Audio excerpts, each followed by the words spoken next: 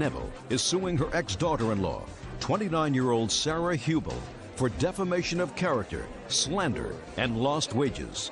All rise. Yeah, this is case number 112 on the calendar in the matter of Neville versus Hubel. Parties have been sworn in, Your Honor. You may be seated. Folks, have a seat. Miss Neville, Miss Hubel? Yes. Is your former daughter-in-law? Correct. She and your son have been divorced for 5 years? How many children do you have? Just one. How old is that child? He's 9. All right, now, Miss Neville, I have a few questions for you. While Miss Hubel was married to your son, did you get along? Yeah. Did she come over to your house for dinner? Well, actually, they lived with me till he was almost 2. So, she lived with you? Correct. Must have gotten along. Yes, we did. And when they moved out into their own place, did they still come back with your grandson? Correct. I babysat him when they worked, whenever they went out. But then the marriage went south. Correct. And it is your claim that your former daughter-in-law has embarked upon a campaign of harassment, slander, defamation of your character that has gone on for a very long time. You want her to pay for that. Ms. Hubel says quite the contrary. When she was in the midst of a custody battle with your son, you called Child Protective Services on her often. You've harassed her over the years with complaints to Child Protective Services and the police. Oh, yes. And as a result of that, she's filed a counterclaim. When did the trouble start with Miss Hubel? My son was taking my younger son, Dylan, and Jeffrey back to drop him off at his mother's work, the daycare. I was in between my bus routes. I'm a school bus driver. It was pouring down rain. He doesn't drive. So I ran down and gave them a ride up the hill about 1,500 feet to the daycare and dropped him off in front. And my grandson was ecstatic. Grandma dropped him off in the bus. I wasn't on my route. He ran in and I saw him gather all the kids. They came to the window and they're all waving at me. So I smiled and waving at him. She walked over and slapped him and told him to get away from the window. I'm sorry. My older son was there, and they turned from the window.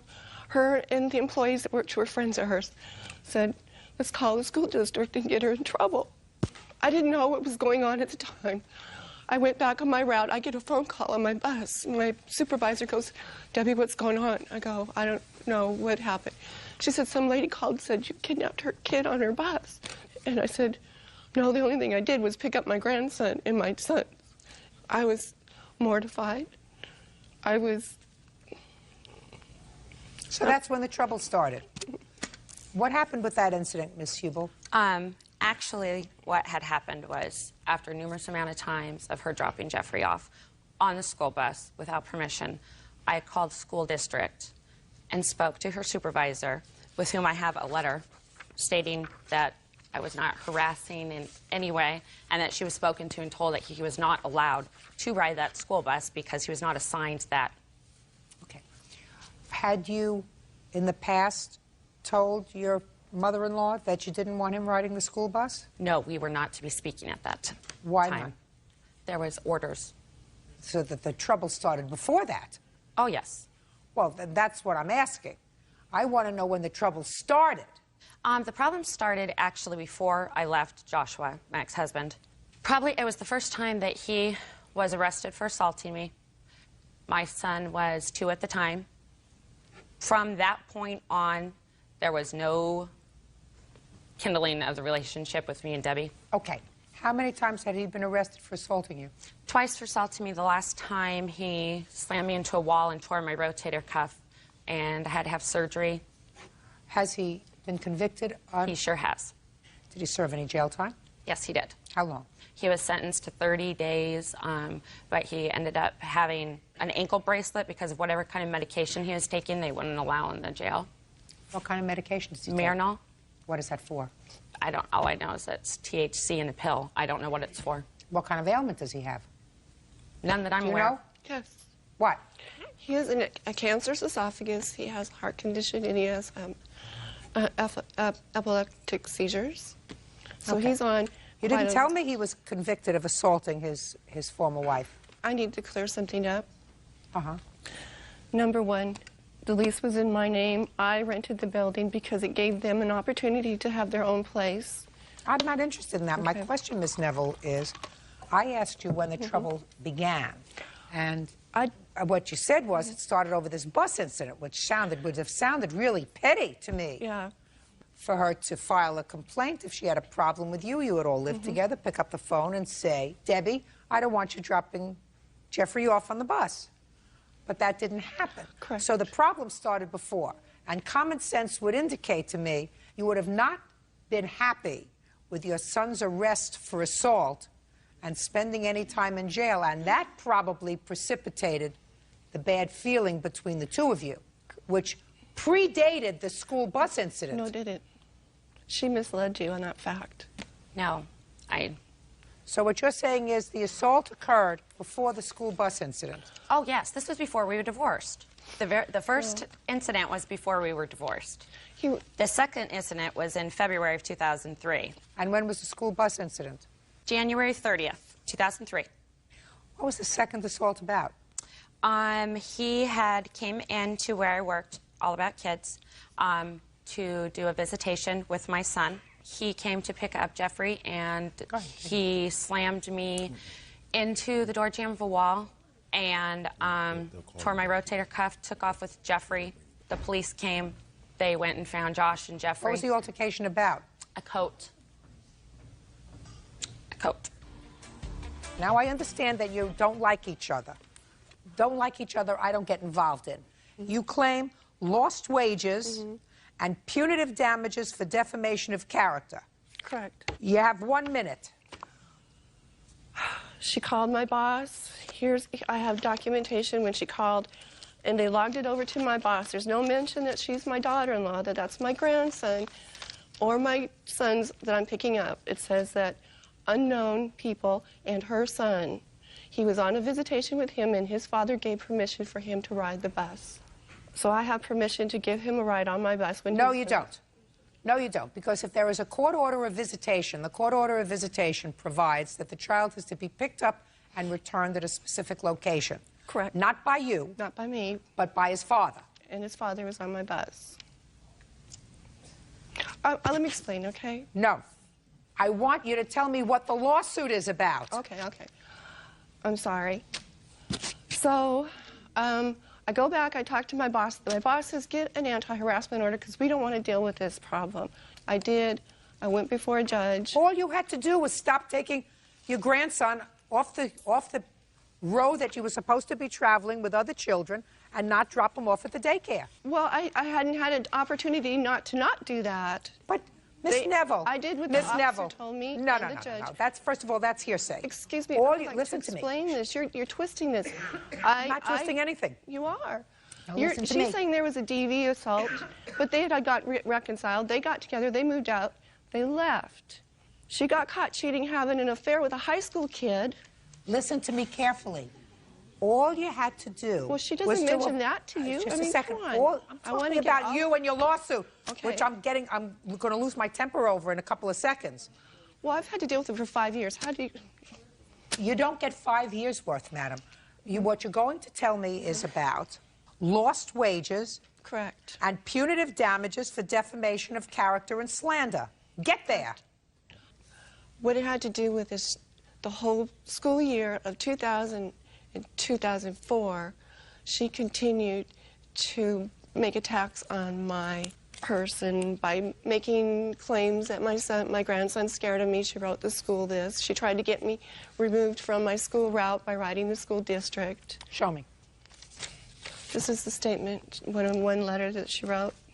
Okay, so after you stopped bringing him to the daycare, and there was no problem with that, she wrote this to the school. Correct. And you claim that this is harassment. I want to know what, this is a legal claim. Yeah, she claimed she didn't want Jeffrey to speak to me or be near me, that he was scared of me. Okay. She contacted the school to whom it may concern. You sent this to the elementary school? And it merely says that she does not want, for whatever reason, which she outlines here, she doesn't want Debbie Neville to contact him while he's at school. Your Honor, the reason why is because there was an incident with Debbie and my son Jeffrey at the school. I have a letter from his principal in regards to that, as well as a letter from my son's therapist that he's been seeing since kindergarten regarding the incident. The therapist in September of 2003, and I don't want to go back there, says it's best for him not to have contact with you. Okay. Get to 2005. Okay. I want to hear how you have a lawsuit against Miss Hubel for lost wages and defamation of character. Okay. This is not a therapy session, Miss Neville. I know. This is a lawsuit. So get there. So several times during, I had that anti-harassment order, I had to call the police and report incidences with her, and I have copies of a few of those. Not interested. And so the following... I'm not interested. I'm interested in defamation and lost wages. And if you can't get there, I'm going to dismiss your case. I had to select a different route the following year to prevent her from further tormenting me. Okay, good. That's not a lawsuit. What else? I lost wages because of that, because I didn't take that route because she kept calling the school district. That's the way things go. Here's a letter from his bus driver. I'm not interested in a letter from his bus driver. I don't see a lawsuit, Miss Neville. If you don't let me enter my evidence, how am I supposed to prevent a case? I want you to tell me. I want you to tell me. You just read documents that were not notarized, that I don't... They're from school officials and a therapist. The school official got fired because of what she did. Wrote that letter. She was not allowed to write that letter. Listen to me. I'm not interested in anything that happened in 2003. This is not a therapy session. It's a court. Judge Judy continues in a moment. You're going to have to move. Otherwise, there's going to be constant It's not all that easy just to pick up and move. It's not all that easy. Have the last 4 years been easy? No. Real cases, real people. Judge Judy. Debbie Neville claims ex-daughter-in-law Sarah Hubel has slandered her at her job. Sarah is countersuing for harassment. I'm going to hear your counterclaim. 30 seconds. Get there. Yes, ma'am. Well, as of this year, a couple weeks ago, she just had taken me to court again, trying to get an anti-harassment order for me. It was denied. This was the second order that she had tried to get against me that was denied. I'm continually having to go into court because of her allegations. Where do you live? I live in Seattle. Which she moved right next door to me. Why she had the restraining order, she moved right up the street from me, right on top of my bus route, just so she could watch me come and go. Where does your former husband live? He also lives in Seattle. How far away from you? Well, actually, they just moved. Maybe about a mile from where I live. Seattle's a big place. Why don't you move farther away from them? I don't move farther away from them because my son goes to school there. He has gone to school there since kindergarten. I work right across the street from my son's school. I live right down the road. Who else lives with you now, Miss Hubel? Christopher Crippen. Who is he? My boyfriend. Does he work? Yes. How long was the custody battle that you had with your former husband? 2.5 years. Did he want custody? No. So he wanted visitation? Just visitation. Does he have visitation now? Not any longer. When was that terminated? In March of 2003, right after the assault, I went to the court to get a protection order for my son to ask for supervised visitation. And Josh denied in open court that he wanted to have any visitation with Jeffrey if it had to be... Supervised? Supervised. So are you telling me that he hasn't seen his son since March of 2003? Correct. Is he living with you? He is. Very sad family case. Yes, it is. Well, one thing you seem to be both accomplishing is you're both accomplishing making this little boy crazy. Excuse me? You got to get over it, both of you. I've never even... You don't have a lawsuit. This is not a lawsuit. This is aggravation. It is aggravation. It is aggravation. It is. You're causing each other aggravation. You have to stop. Correct. But she won't stop. I have the feeling, Miss Neville, and I could be wrong, but I have a feeling that if you had nothing to do with her, nothing to do with her, You know your what? problems would be over. I can understand why you're angry. I can understand. Excuse me. I can understand why you're angry. You have a son who's ill, who, according to you, has cancer, takes medication. No, it's not according who's to me. been I in have jail. the doctor's reports I'm right speaking. here. You're not But following. you're making statements. You are over here. But you're not getting it. It's not according to me. Here's some documents. I agree with you. I accept the fact that he's ill. And I don't call her job. I don't follow her around. I don't do that. I have a feeling, Miss Neville, that Miss Hubel would like... My witness can testify to her following me into the store, staying outside, waiting for me to come out of the store, and chasing me out of the parking lot. I've had her push a grocery cart into my leg. You shouldn't have anything to do with each other. You shouldn't be near each other. Your Honor, I thought it was supposed to be my turn to be giving my statements. What I'm trying to do is to tell you, neither one of you has a lawsuit. You have created aggravation for each other. What have I done to her? Excuse me, tell me. Do you have documentations of what have I called your job? Have I gone to your place of work? I avoid your place of work. My friends avoid you. The whole community avoids you because they're scared of you. They're scared if you get done tired being mad at me that they're going to stalk them. I have witnesses would not come because they're scared of her. Well, I lost business in my art because of her.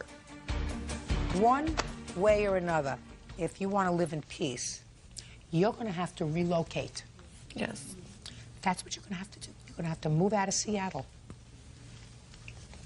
And if you don't do it, then you're just prolonging this bad feeling because she has a grown son who has an illness. That makes her feel bad as a mother. She has a grown son who probably says to her that he's sad because he can't see his son. That makes her feel protective. Do you understand? There's a story which is the underpinning of this Actually, my son lawsuit. You're going to have to move. And the faster you do it, the faster you're going to be able to enjoy your life. Do you get it? Yes. Otherwise, there's going to be constant It's not all aggravation. that easy just to pick up and move. It's not all that easy. Have the last 4 years been easy? No. Your son's 9 years old. It's not as if he's a junior in high school that he has to reacquaint with friends when he's a junior and he's going to graduate. He's 9 years old. He'll adjust to a new school. You want peace? Move. Lawsuit's dismissed. Thank you. That's all. Parties are excused. You may step out, ma'am. Wait. Assistant Christopher Miller is suing his ex-girlfriend, 23-year-old cashier Jessica Welch, for having him falsely arrested for assault. Jessica claims Christopher bit her. All rise. Yeah, this is case number 15 on the calendar in the matter of Miller versus Welch. Parties have been sworn in. You may be seated. Have a seat, ma'am. Mr. Miller, it is your claim that the defendant, who was living in your home, along with her mother and her child, filed false charges against you for domestic violence.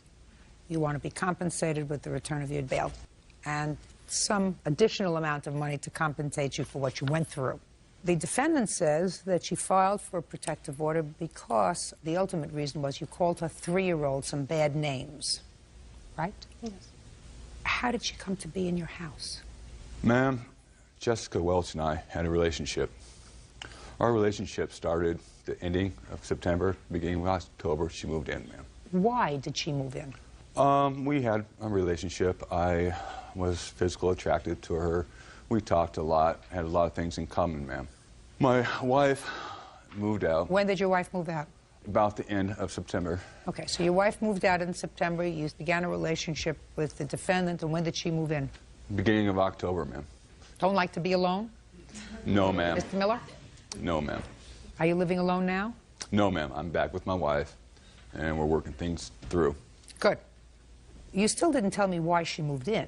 She was living with her stepfather, ma'am, and I guess her stepfather was doing a lot of yelling. It was a bad environment for her son, CJ. So that's why you allowed her to move in to your house, plus the fact that you liked her. Yes, ma'am. Is that right so far, Miss Welch? Yes. You'd been living previously with your mother, My mother and stepfather, yes. and they weren't getting along. No. Do you work? Yes, I do. Did you work then? Yes. What kind of work did you do? I'm a clerk at a convenience store. Full-time, part-time? Full-time. And your mother? She works for a big satellite company. Tell me about why you filed for a protective order against him. There was an argument that Chris and I had. When? Right before Thanksgiving. It's the end of November. Okay. He had been drinking. He had argued with his wife on the telephone. He was promising to take her out for their anniversary. And being as they were separated, I didn't agree with that. We got into an argument about it. As I turned to walk away, he came after me. He ran after me and grabbed me and knocked me down to the floor. Shh. Mr. Miller, I know you want to respond. You're going to have an opportunity to do that. Came from behind you. He grabbed me from behind and knocked me down to the floor. I ended up went into the bathroom to cry because... Well, what happened after he knocked you down to the floor? After he knocked me down to the floor, he went back into the kitchen because my mother got into the middle of it. My mother watched and she separated us. Were you arguing with each other? Yes, we were. Were you physical with him? No, I wasn't. I turned and walked away from him. Did you say anything to him? No, I was like, I'm done. I just turned and walked away. Okay. That was in November? Yes. And then later that evening, we went to bed. I was putting blankets and pillows in between us so that we didn't touch while we were sleeping. And he leaned over and bit me on the left breast. And where did you sleep that night? I ended up sleeping on the floor that night. And the night after? The night after was back in the bed with him. Well, what happened the next day? The next day, he said he didn't remember. He had been drinking a lot. I tried to tell him what happened. He just blew me off and ignored me. He just did not remember. Well, that's November. Did you stay together in December? No. Monday after the incident occurred, I got a restraining order. And you got a restraining order when? I got a restraining order the end of November. I'd like to see it, please.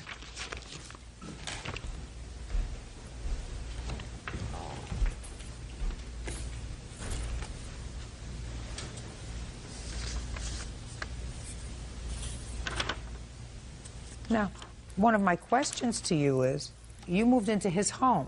Yes. You, in effect, had him kicked out of his own house. Why didn't you and your mother and your kid leave? At that time, we didn't have any money because we paid off the rest of his deposit when he invited us to move in, and he added our names to the lease.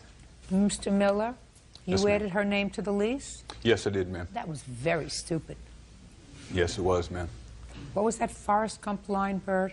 Stupid is as stupid does? That's the one. Right. Okay. Now, he wasn't arrested on this domestic violence charge. He was arrested for outstanding warrants that he had when you filed the complaint. What kind of warrants did you have, Mr. Miller? Misdemeanor, ma'am. They were being intoxicated in public and in public. You didn't learn not to drink, Mr. Miller? Yes, ma'am. I go to classes now. Yes. You should have gone to classes back in November. I was doing that, actually. Not successfully? No, ma'am. Okay. This case was ultimately dismissed. The Yes, ma'am. assault case was, yes. How come, Miss Welch? But because pretty much he got my boss, my ex-boss and old co-worker to lie for him. You mean this case was tried? Wasn't tried after the prosecuting attorney talked to the witnesses he had. She didn't feel that it was necessary to move forward because if we went to jury, we wouldn't have got anywhere because it was an attack on my character. But this is the case on which you base your complaint. Is that right, sir? Yes, ma'am. Because she had you arrested not at the time of this incident before Thanksgiving, but she waited. Isn't that right, Miss Welch? Because when you called the police because he said bad things to your son. You had not gone to the police with regard to this incident where he pushed you and bit you, according to you. You did not go to the police until, according to you, he said some things to your son that you didn't like, and then you decided to go to the police and report the domestic violence. Isn't that what I read? That's pretty much what you read, because if he's calling my son names... Exactly. I just answered my question, my dear. It wasn't until after he called your son a name that you went to the police and complained about this incident that had happened days before. Is that correct? Yes. Okay. Now tell me about the incident involving your son. We were sitting there. He'd been drinking the whole day again. My son was playing And he called him stupid, called him retarded. And I know if he's calling my son names, he's going to hit my son next. He hit me. It ain't going to happen. Nobody's going to touch my son. Well, he didn't touch him, did he? No, he didn't. But if he has the audacity to call my son stupid and retarded, this is also the same man that has the audacity to assault a woman. He has the audacity to assault a child, too. Why didn't you move? I had nowhere to go. I don't have family in Idaho. Well, listen to me. You know this man for a couple of months. This man isn't your life. You're there with your mother. Go to a shelter. I mean, why are you staying there? This isn't your husband. You don't have a child together. You don't have a life together. He had a house. You needed a place to stay. Mr. Miller says that you moved a friend into the house. Is that true? No, I did not. Did you have a friend come to stay with you for a period of time, Miss Welch? I had... Just look at me. Don't look at him. Look at me. I had a friend stay for a couple of weeks. And the friend's name? His name is Tony. Tony what? And how long do you know Tony? I'd known him before Chris. I'd known him for about 5 months. Where did you know him from? From the same place I met Chris, work. And why did you invite him to stay at a house? He had just gotten out of jail. He came, he came and he needed a place to stay, so I let him stay. Was Mr. Miller in agreement with that? He said that first night that Tony stayed that, yes, he was in agreement with it. Yes, Mr. Miller. Ma'am, she moved Tony in. I was not aware it was her ex-boyfriend. Look at me. Don't look at her. Sorry, ma'am. Sorry. Apologize. Ma'am, it was her ex-boyfriend. He came on the 12th, on Friday, when this assault supposedly was supposed to happen, ma'am. On the 14th, I came to her and asked, why is he still there? She told me he got a job, he will be moving out. On the 14th, it's when the cops came to arrest me, ma'am. When I was arrested, she got a restraining order as soon as I left the jail. I bailed out, ma'am. I was no longer welcome back in my home. Where was Tony? Living there, man, in my bedroom. And I do have a letter saying that... Don't tell me a letter. I don't do letter. Okay, ma'am, it's a letter from her to Tony. Sorry. Oh, a letter from her? To Tony. That I'll see.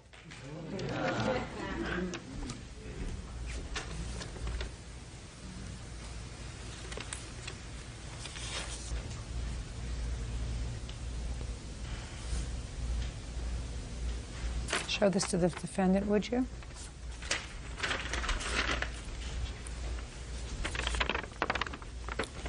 What date did you write that? It was February of this year. Where were you living? I was living in the house where I'm still currently residing, where Mr. Miller moved out of. So you're still there? Yes. Can I have that note back, please?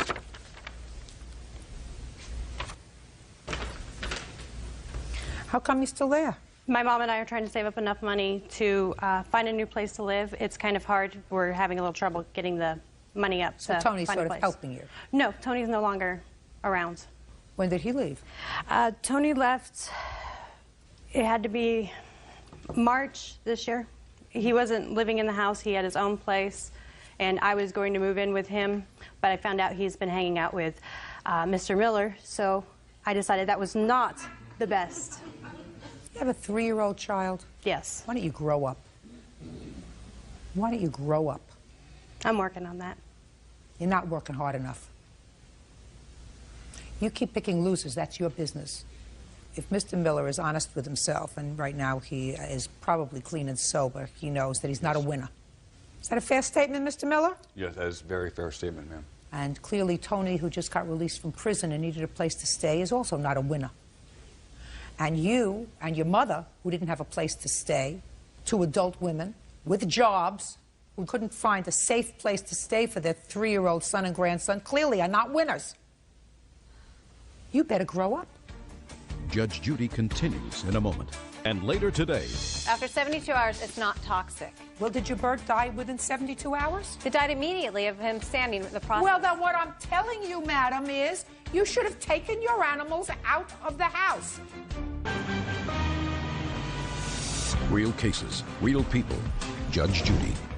Christopher Miller says ex-girlfriend Jessica Welch took out a false restraining order against him. Jessica claims Christopher physically abused her and verbally abused her young son. Mr. Miller? Yes, ma'am. You probably don't remember what happened the night in November when things got a little tacky with Miss Welch. There isn't a question in my mind that she used you. There is also not a question in my mind that the reason you called the police, Miss Welch, is that you wanted him out of the house so that Tony could be there unencumbered. Not that he called your son stupid, but that he had already told you. Tony was going. And Tony didn't go. Tony stayed, according to you, for 2 weeks after he was out of the house. At least 2 weeks. So I think you had an ulterior motive for calling the police on him and having him arrested and having him removed from his house. Mr. Miller, I think that your conduct in getting sloshed and not acting appropriately didn't help things. Would you agree with that? Yes. But I don't think that Miss Welch filed for a protective order because she was legitimately afraid of you, which is the only reason that you filed for a protective order. Not for another reason, not because you want an apartment, you want a house, you want him out so that you could bring another boyfriend. And those aren't legitimate reasons for filing for a protective order because you've sworn in your application for a protective order that you are in fear. And you weren't in fear. You were only in fear if the two men stayed in the house with you at the same time. So, Mr. Miller, I think that you behaved probably a little bit badly. But certainly that was not the reason that she called the police. Judgment for the plaintiff for the amount of bail, $1,000. That's all. Parties are excused. You may step out. Her boss, her co-worker, and her ex-boyfriend was on my side, too. He wins again. Even the good guys win at times. I have a good heart and I'm a good person. Judge Judy's the bomb. And now the next case. All parties in the matter of Lubbock versus Nunez, step forward, please. Real estate agent Donna Levick is suing business owner Jack Nunez for the cost to replace 3 parrots. Donna says the birds died after Jack sanded her floors. Miss Lovick, how old are you? 35. What do you do for a living? I sell real estate. How long have you been a real estate agent? Almost 4 years. Do you have any college degrees behind you? No degrees, but I have 2 years of junior college. And your husband? He's a deputy sheriff. You have ongoing training? Yes, ma'am. And you, sir, what do you do for a living? I'm a tile contractor How long have you been doing that? since '73. Okay, now let's get to the case. Miss Lovick, you had 3 parrots. How long had you had them? My oldest African gray I had for approximately 15, 16 years. And what's their life expectancy? 40 to 60 years. And the other 2? My severe macaw I had for about 3.5 years, and also for my Timna. And this is what the lawsuit is about. You hired Mr. Nunez to come in and sand your floors in your house and seal them. And he did that. Correct. And your parrots died. Correct. So you want him to pay for your parrots, their vet bills, the casket, et cetera, et cetera, et cetera. Correct. What did you do in preparation to your house to have your floors sanded? We didn't do anything. We just took the birds outside. When you sand floors, what comes up? Generally dust, but he was using a wet sander, so you don't see dust particles flying all over. So you're telling me there wasn't any dust in your house? My birds, I had taken them outside. I'm not asking you about your birds now. I'm just asking you generally. Oh. When you sand floors, there's usually Dust. dust. You don't have to be a college graduate to figure that out. 35-year-old real estate agent with 2 years of college could figure that out, that you have dust. And when you seal the floors after the sanding, they seal it with, Chemicals. and the chemicals usually, Toxic. don't know toxic, but they usually smell. Yes. And they do have places where you can board animals while you're doing things in the house, just as if you were going away. Who are you? I'm Donna's mother, and I was. Do you there. live with them? No, I don't. You have your own house? Yes, I do. Could have taken your birds to your mother's house. Yes. You chose to keep your birds home. One, I understand from your complaint, died outside. 2 of them, however, died in the house. That's your fault. That's not his fault. If you had a baby, do you have children? I do, and she was also in the house. Well, then we were that is outside. something clearly wrong We with were you. outside when this happened. We had gone outside, and they opened the windows. My birds were on the patio outside of what we thought was harm's way. He never told us that there'd be a toxic gas. You could not smell the dust. You couldn't see the dust in the air. Why were you outside? Because it was a nice day, and we were trying to stay out of their way. Well, if that's the only reason that you were staying outside, I'm glad your child is well. You have to accept responsibility. This was your fault. Not his fault, because if you're having somebody come in and whip up dust, whether they use a wet process or a dry process, it whips up dust. When you seal it, it stinks. It was already sealed, and we went to the Now, manufacturers. listen. After 72 hours, it's not toxic. Well, did your bird die within 72 hours? It died immediately of him standing the process. Well, then what I'm telling you, madam, is you should have taken your animals out of the house. That's your responsibility. And if you didn't take them far enough away from the house, that's your responsibility. That's not It's Mr. his responsibility Nunez's to tell me the responsibility. dangers Miss of- Lovick, it's harder to accept responsibility for the death of your birds than it is to blame it on somebody else. Life starts with accepting responsibility. It's your fault. I tried to expect responsibility of the death of my birds. I only asked for him to pay the vet bill. There's Just a no way. second. If you accept responsibility, He agreed to pay my I'm vet bill. speaking. If you accept responsibility for the death of your birds, he doesn't pay anything. He never once mentioned that there was a toxic chemical or gas that could be released from sanding our floors. The birds were outside. They opened the windows, and that's what exposed the birds to the fumes and the silica. Miss Lovick, accept responsibility. It's your fault. Goodbye. Parties are excused. Nicole Han Hamilton is suing her stepson, 22-year-old barback Jason Hamilton, for loans to retain an attorney and to pay restitution. Nicole says Jason was arrested for stalking his ex-girlfriend.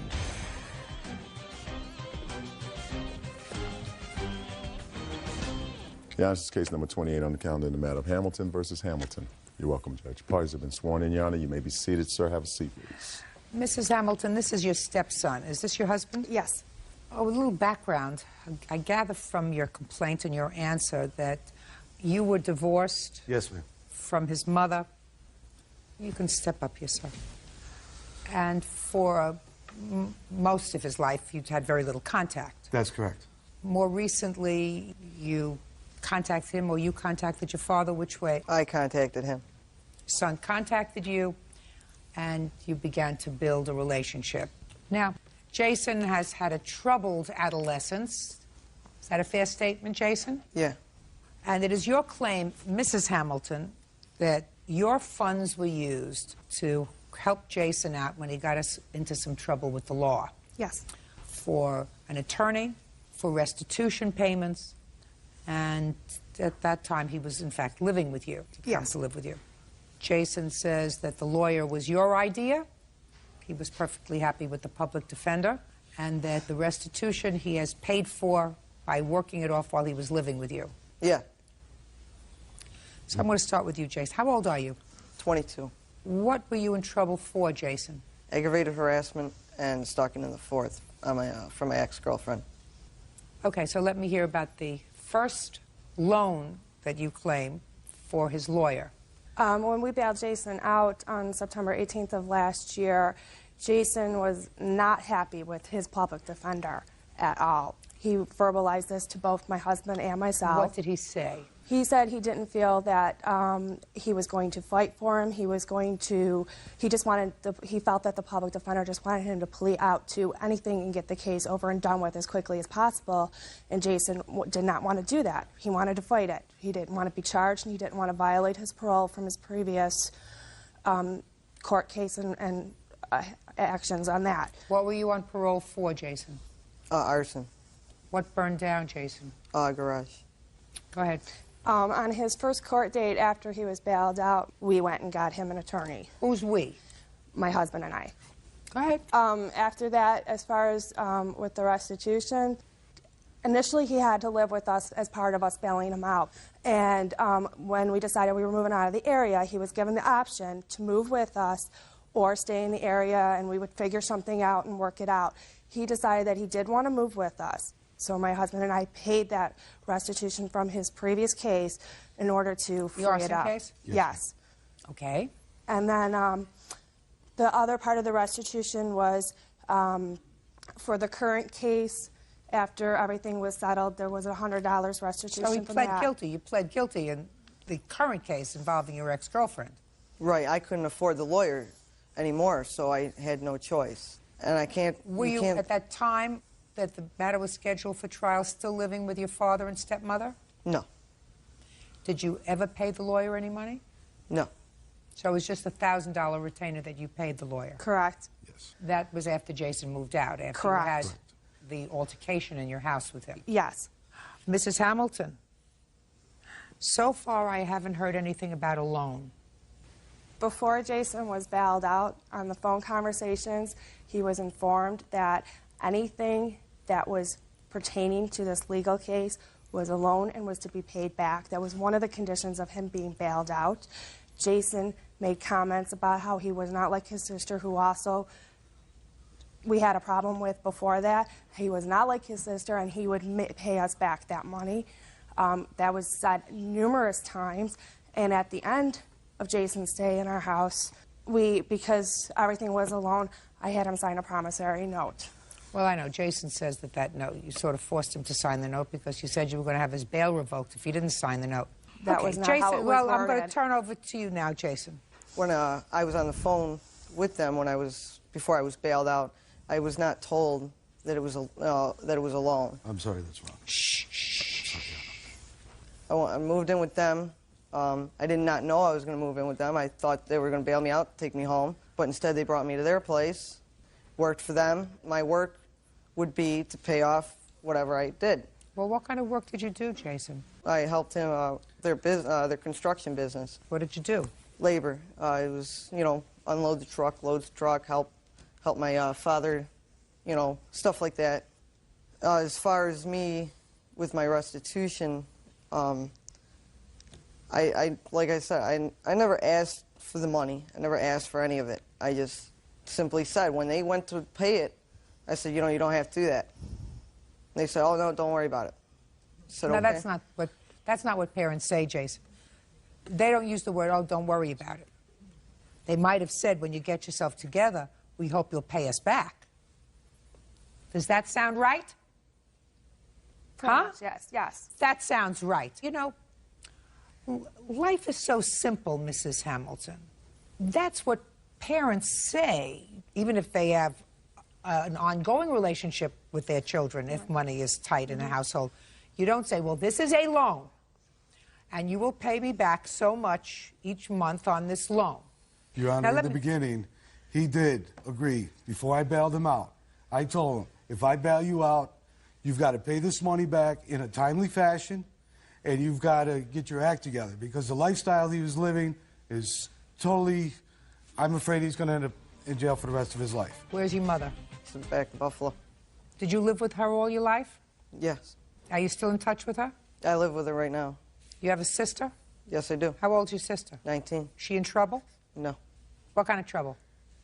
Well, when we had her with us, she steals, she lies, She's never been to jail, but she is a very emotionally troubled person, and she's been in and out of, she was in a group home at one point.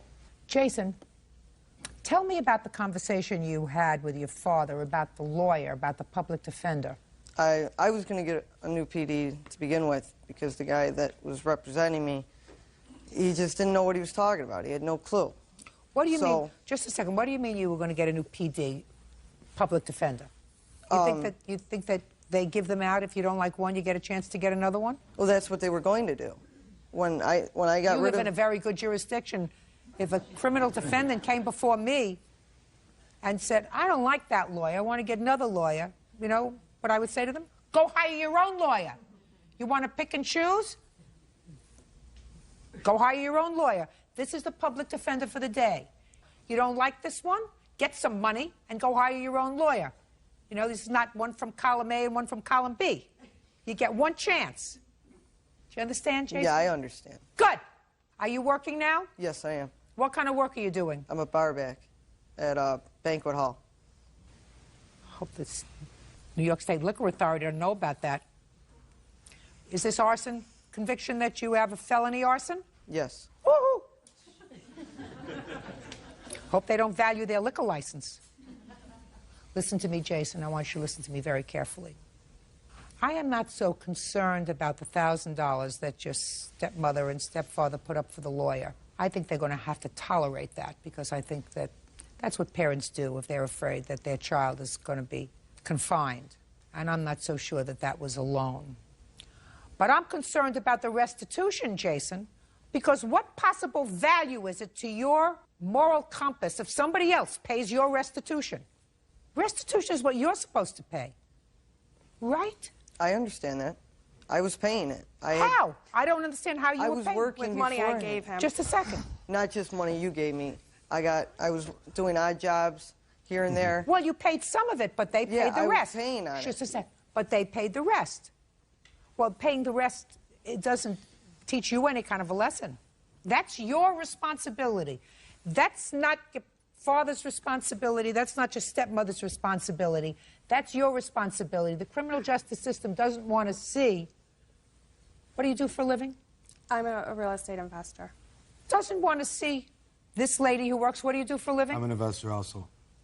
I don't know what that means, but life is too short. Buy real estate. They don't want to see their money going to pay your restitution. They didn't set fire to the garage and they didn't stalk your girlfriend. I didn't either. Well, then you lied to the court, sir, when you pled guilty. What am I going to do if I ain't got money? You know what innocent people do? They go to trial. You have to. Just a second, Jason. You're 22 years old. Is that what Yes. you told me before? How many times have you been arrested? Think. I'm going to give you 5 minutes. How many times have you been arrested? 13 times. 13. Shh.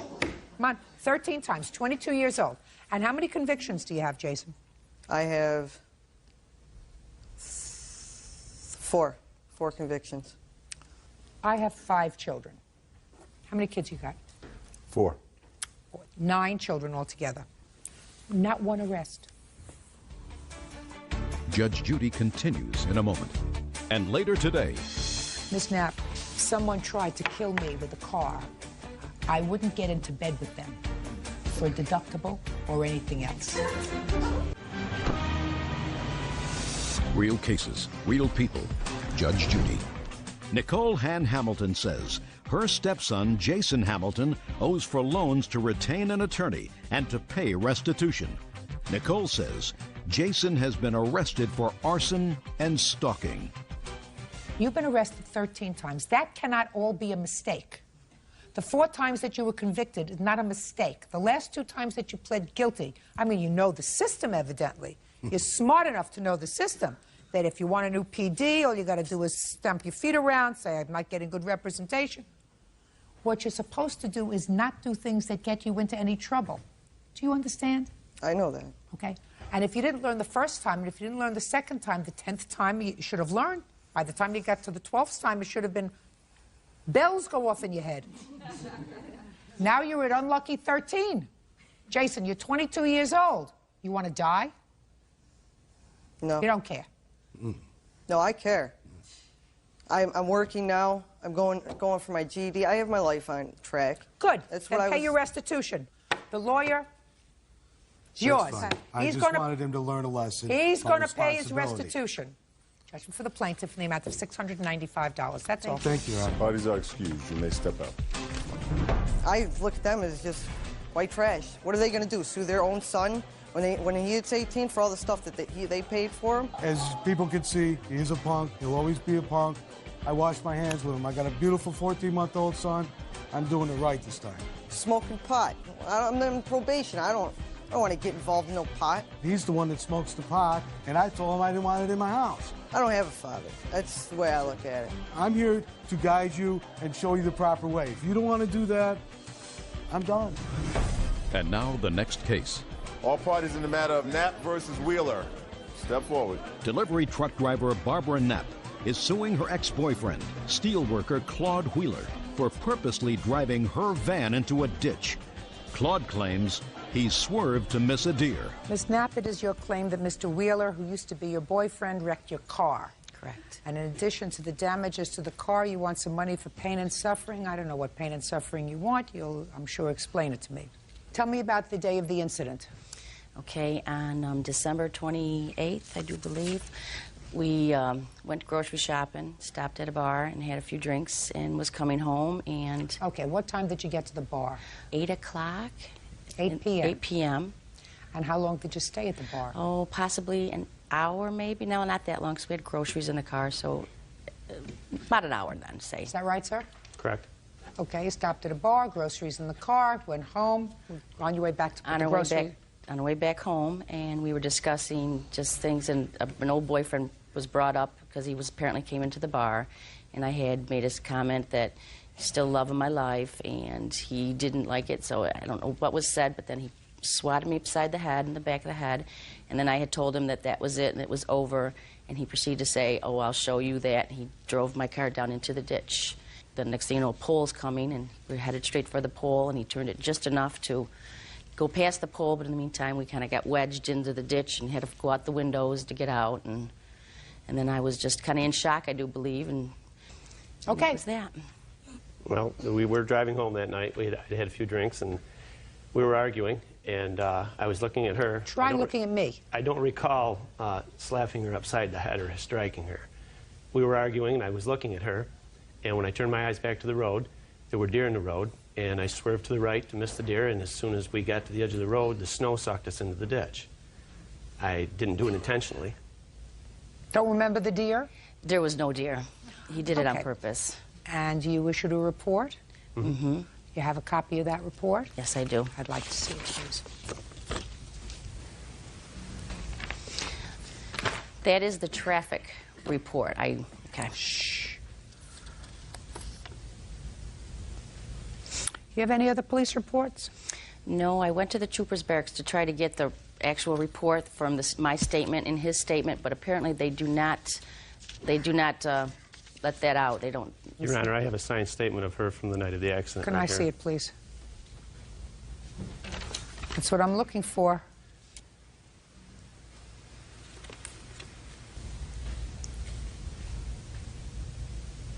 Well, you did sign a statement on the 28th of December, Ms. Knapp. You didn't say anything about him purposely damaging your car. You say at about 2 or 3 o'clock, my boyfriend was at my house. He had a margarita, which was left over from last night. At about 7 o'clock, we went grocery shopping at Wegmans and then went to Jit's Bar for a couple of beers and pool. He had 2 or 3 beers there. Then we started home. Claude was driving. I wasn't paying attention, and all of a sudden, we were going towards the ditch. I didn't see if there was a deer, just that he was going towards the ditch. You didn't tell the police that he tried to kill both of you? No, I did not. Why not? I just was still in shock from all of it, and I just didn't. I just was going to go with the story with the deer because I just was in shock because that's what he wanted me to say, and I just didn't. What happened? Notice, Penal Law Section 210.45, in a written instrument, any person who knowingly makes a false statement which such person does not believe to be true has committed a crime under the laws of the state of New York and is punishable by a Class A misdemeanor. And that's what you signed. Mm-hmm. Is there any reason why you think, Ms. Knapp, that I should believe you now? Ms. Knapp, I have a couple more questions for you. When did you and the defendant separate? It was, around the 1st of February. So between December 28th and the 1st of February, you still lived together? No, we did not live together. We just dated. And you dated the same way that you were dated before? Pretty much. It wasn't not in my eyes, because it was over in my eyes, and I just wanted to get a deductible from him, so I kind of... Which I did pay. I paid the $500 deductible. Yes. But I figured if I broke up with him, I wouldn't have seen any money or nothing, so I kind of just had to hang in there to get my deductible. And then a month and a half later, 2 months down the road, she's after for this $5,000. That's not going to happen. Thank you. Ms. Knapp, if someone tried to kill me with a car, I wouldn't get into bed with them for a deductible or anything else. And if you did, that's your problem. Bye. Case dismissed. Parties are excused. And her mother, Carletta, are suing Tatum Hood for damage to their vehicle. Brycey says she was picking up her sister from school when Tatum hit her car. Quiet in the courtroom, please. All rise. Now, this is case number 137 on the calendar in the matter of Bassey versus Hood. Parties have been sworn in. You may be seated. Have a seat. Who was driving? You weren't there? No. You're her mom? Yes, I'm her mother. She looks like she can take care of herself. If she can't, you can't help her because you weren't there. Okay. Okay. Ms. Bassey, according to your complaint, you and the defendant got into sort of an altercation You were going to pick up my little sister. Your sister in school, and you were going to pick up my son. Your son. And as a result of that, it is your claim that the defendant damaged your car. The defendant says that your poor driving was the result of the damage to your car, and you actually ran into her car. That's your defense. Yes, ma'am. Okay. Pull that a little bit closer to me so that I can see it a little bit better. Up here, Bird. Miss Bassey, you're the red car. Yes, ma'am. Okay. Go over and put your finger over there, please. That's where you were coming from, and you were making a left turn into the parking lot? Yes, ma'am. And the defendant was coming straight. She was coming straight, and she didn't have a signal on. She was like right here where the curb is, where the driveway ends, and then she decides all of a sudden to, oh, I need to turn. And so when she turns, she comes. Shh, don't speak. She comes and she turns so close to the curb, and I'm about to turn thinking she's about to pass by, so I stop to prevent from hitting her because it's a very congested area. And she turns in, and then I turn in after her. Well, so far you understand she had the right of way. Yes, ma'am. You did not. So, okay, and what happened next? I honked at her. Why? Well, because she didn't. I honked at her because she didn't use her signal. Well, that's not a nice thing to do, Miss Bassey. That's not an appropriate thing to do. She had the right of way. So right there, you were wrong. You had no right to honk at her because she had the right of way. Whether you think she had a signal on or not, she says she did. It doesn't make any difference. In a congested road, and you're going across 2 lanes of traffic coming from the opposite direction, and she is on the side of the road where she could make a right turn into that spot, she's got the right of way. So, Abe, that's one for her team. You had no right to honk the horn. So what happened after you honked the horn? We pulled up into the driveway area. We're right here where you pick up all the kids. And I honked twice to get my little sister's attention. When I honked twice, she thought I was honking at her. Again? Yes, she thought I was honking at her again. Well, now let me ask you this question. How many kids are outside? A lot. What do you think it would be like, Miss Bassey, if everybody honked their horn a couple of times to get their little sister's attention? Well, yeah, I mean, is there something wrong with your legs? Well, no, she wasn't that. Just listen. Was there something wrong with your legs? There was nothing wrong with my legs. Then if there's nothing wrong with your legs, you stop the car, and you get out of the car, and you say to your little sister, here I am. You don't sit in your car and honk the horn. We're going to go step by step. I haven't gotten to her yet, because I have a feeling you didn't behave reasonably either, because I read your answer. No, ma'am. And it's amazing to me that 2 women, you know, usually it's the guys that get into these jock wars, but 2 women behaving badly?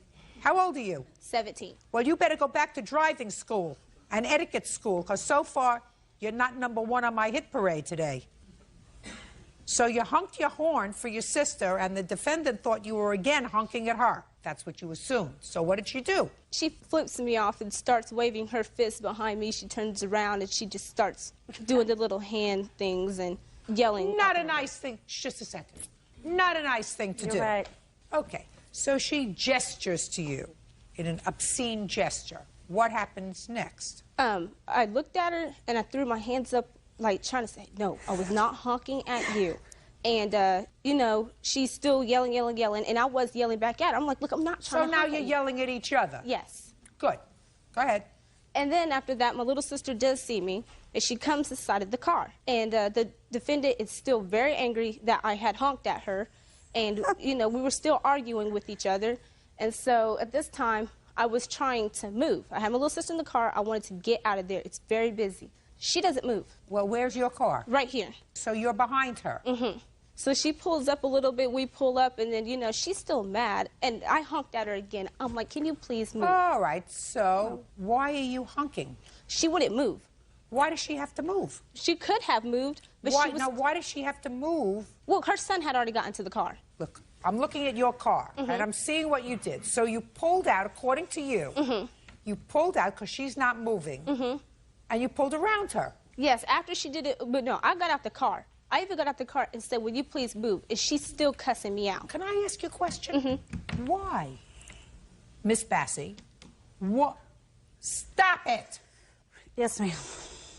Why are you still arguing with her and imploring her to move when all you had to do was drive around her? At the time, there was still cars going. There's a lot of cars still going through. And then when she was free, she wouldn't move. I was behind her to a place where I couldn't really squeeze around her this way or squeeze around her this way, but I managed. Because everybody's picking up their children. Yes.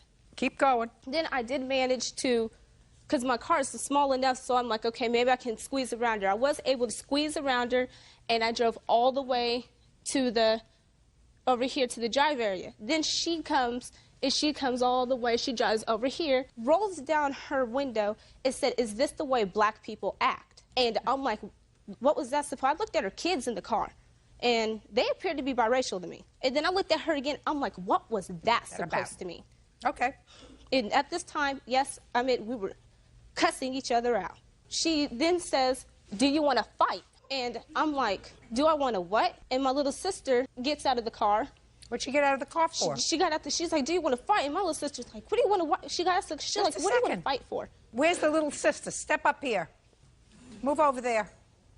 What did you get out of the car for? Because at that time, Mrs. Hood had opened her door like she was going to get out, so I'm like... Sounds like a perfect reason for you to stay in your car. If somebody, according to you and according to your sister, is acting like a lunatic and says, "Do you want to fight?" doesn't sound like the kind of situation you want to say, "Sure." Now, what's your first name? LaQuise. LaQuise, genius. What did you do when you got out of the car? Well, I got out of the car because, you know, by that time I was really mad. And so I guess I wasn't thinking. I got out the car and then, you know, I kind of went over to her car and then... So you kind of went over to her car? What does that mean? That means you went over to her car? I walked over to her car. What? I walked over to her car. And what did you say when you walked over to her car? I really didn't say anything. I was waiting on her. She said she was going to get out and fight. And I'm like, is she that's serious? what you were waiting to do. You got out of the car to fight her. I mean, I was going to see if she was Miss Bassey back there, you should be very proud of them so far. Are you following me? I am. Right? So far, I'm looking at your mother and I'm looking at you two, and I got news for you. I don't think that your mother would have reacted the same way that day that you did. Right, Miss Bassey? Yes. Thank you. Judge Judy continues in a moment. When people behave badly and they have no defense for their bad behavior, they infuse racism to try to inflame the fact finder. Listen to me. It doesn't work. Real cases, real people. Judge Judy. 17-year-old Brycey Bassey says during an argument at a junior high school, fellow motorist Tatum Hood rammed her car. Tatum claims Brycey and her sister threatened her life. Okay, so after you got out of the car and walked over to Miss Hood's car because she said she wanted to fight, I assume at some point you got back into the car. I walked over back to my sister's car, but because, you know, she was about to turn right by then. But then Mrs. Hood hits my sister's car, and I was shocked. I had no time to get back in the car because that's when she turned. Well, just a minute. Your sister is making a turn from the wrong lane. No. This is to go right. I went left after she had to hit my car. I was not even moving when she hit my car. She hit my car on purpose. You mean she plowed into your car, you were standing still? Yes, my car was not in motion. Okay. And you have photographs of this car? Yes, I do. I'd like to see it.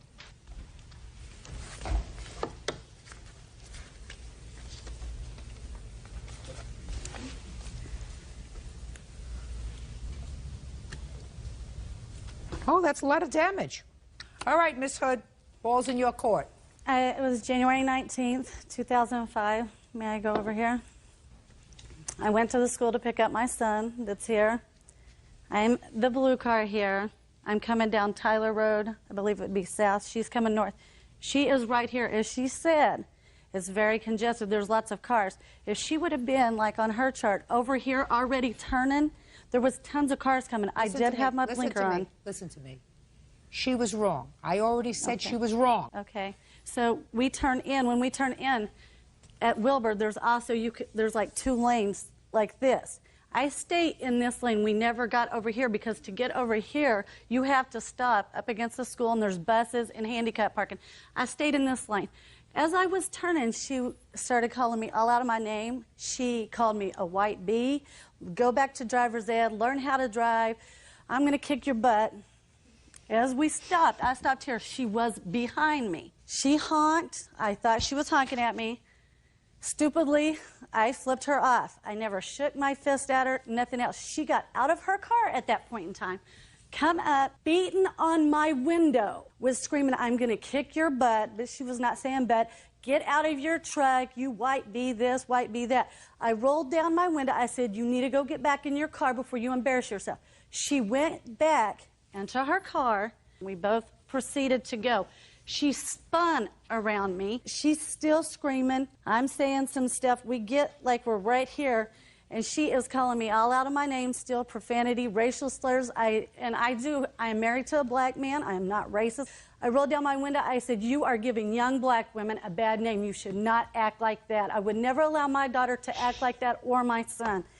She's like still using profanity, still cussing, and she's like, pull over her. By this time, the other sister was screaming at me too. Pull over, we're going to whip your butt, blah, blah, blah. She starts to go. I take off. Bam, I hit her. She's barely like this. They're going to pull over. They're trying to cut me off to fight. She never got out of the car. I hit her. When I hit her, we stopped. I probably stopped for 30 seconds. I'm not going to lie. Both of them at that time got out of the car. She was never out of the car till after I hit her. And then they were screaming, we're going to kill you, you stupid white bee, blah, blah, blah, calling me racial. I can't believe it has turned into a racial thing. It's so sickening. And then... No, it's not. It's not. Listen to me. Listen to me, Miss Hood.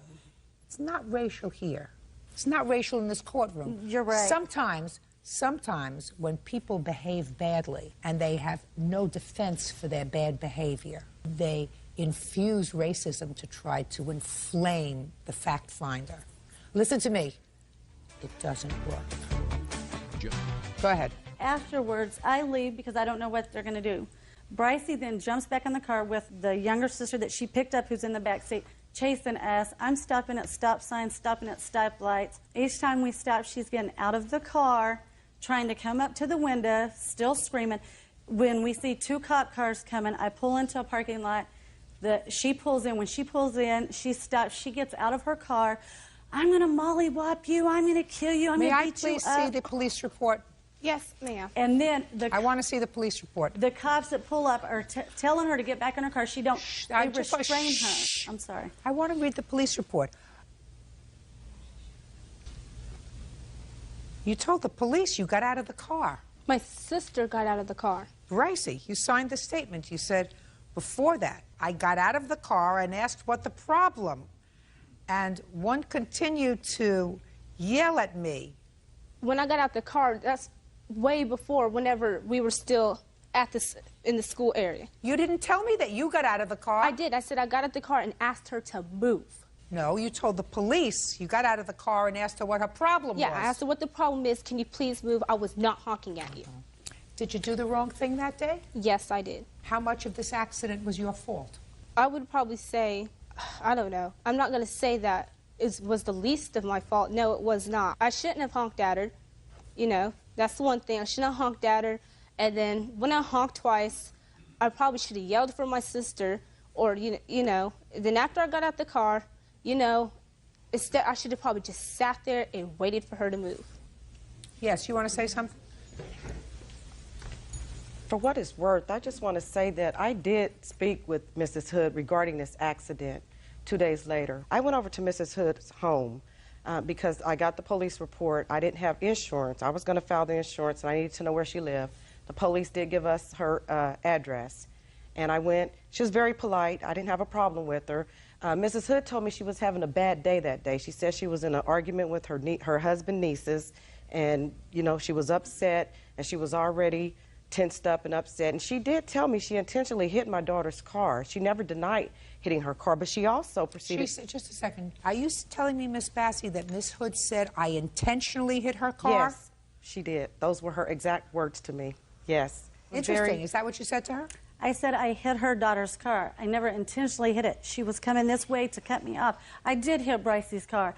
You know, I'm not going to sit here and say I didn't hit it. No, I know you did. I have the pictures to prove that you did.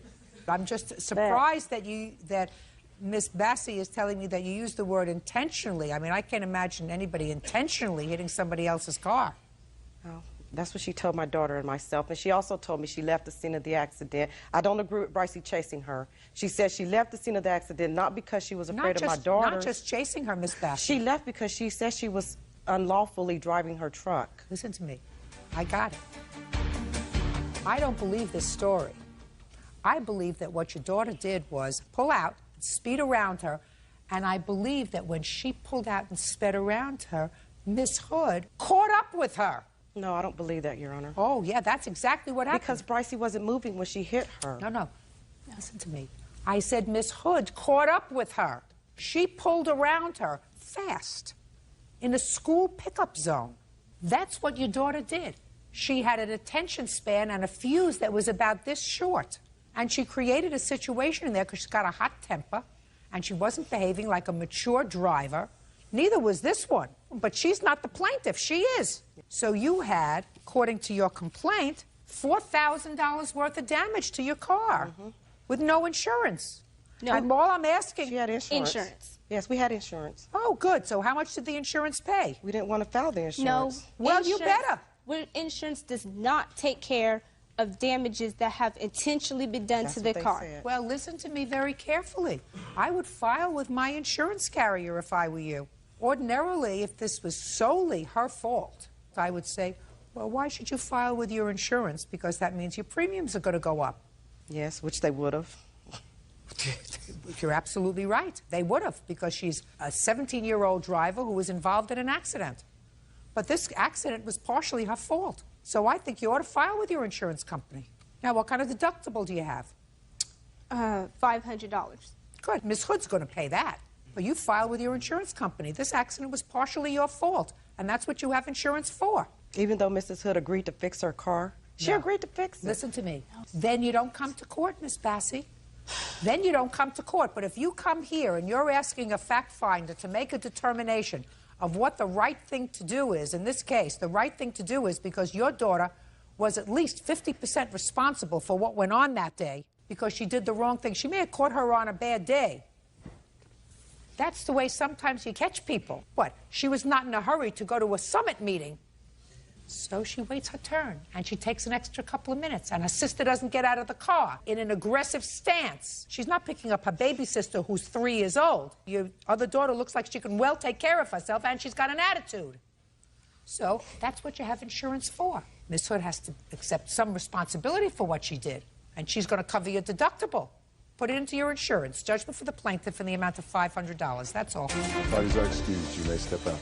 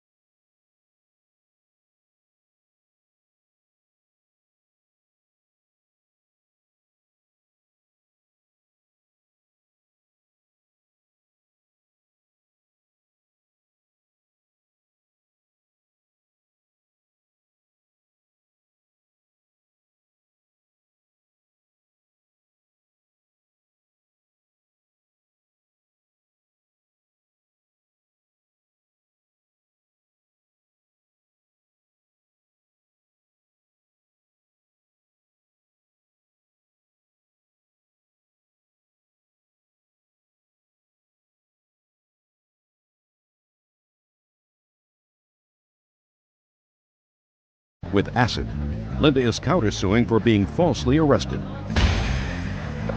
Order. All rise.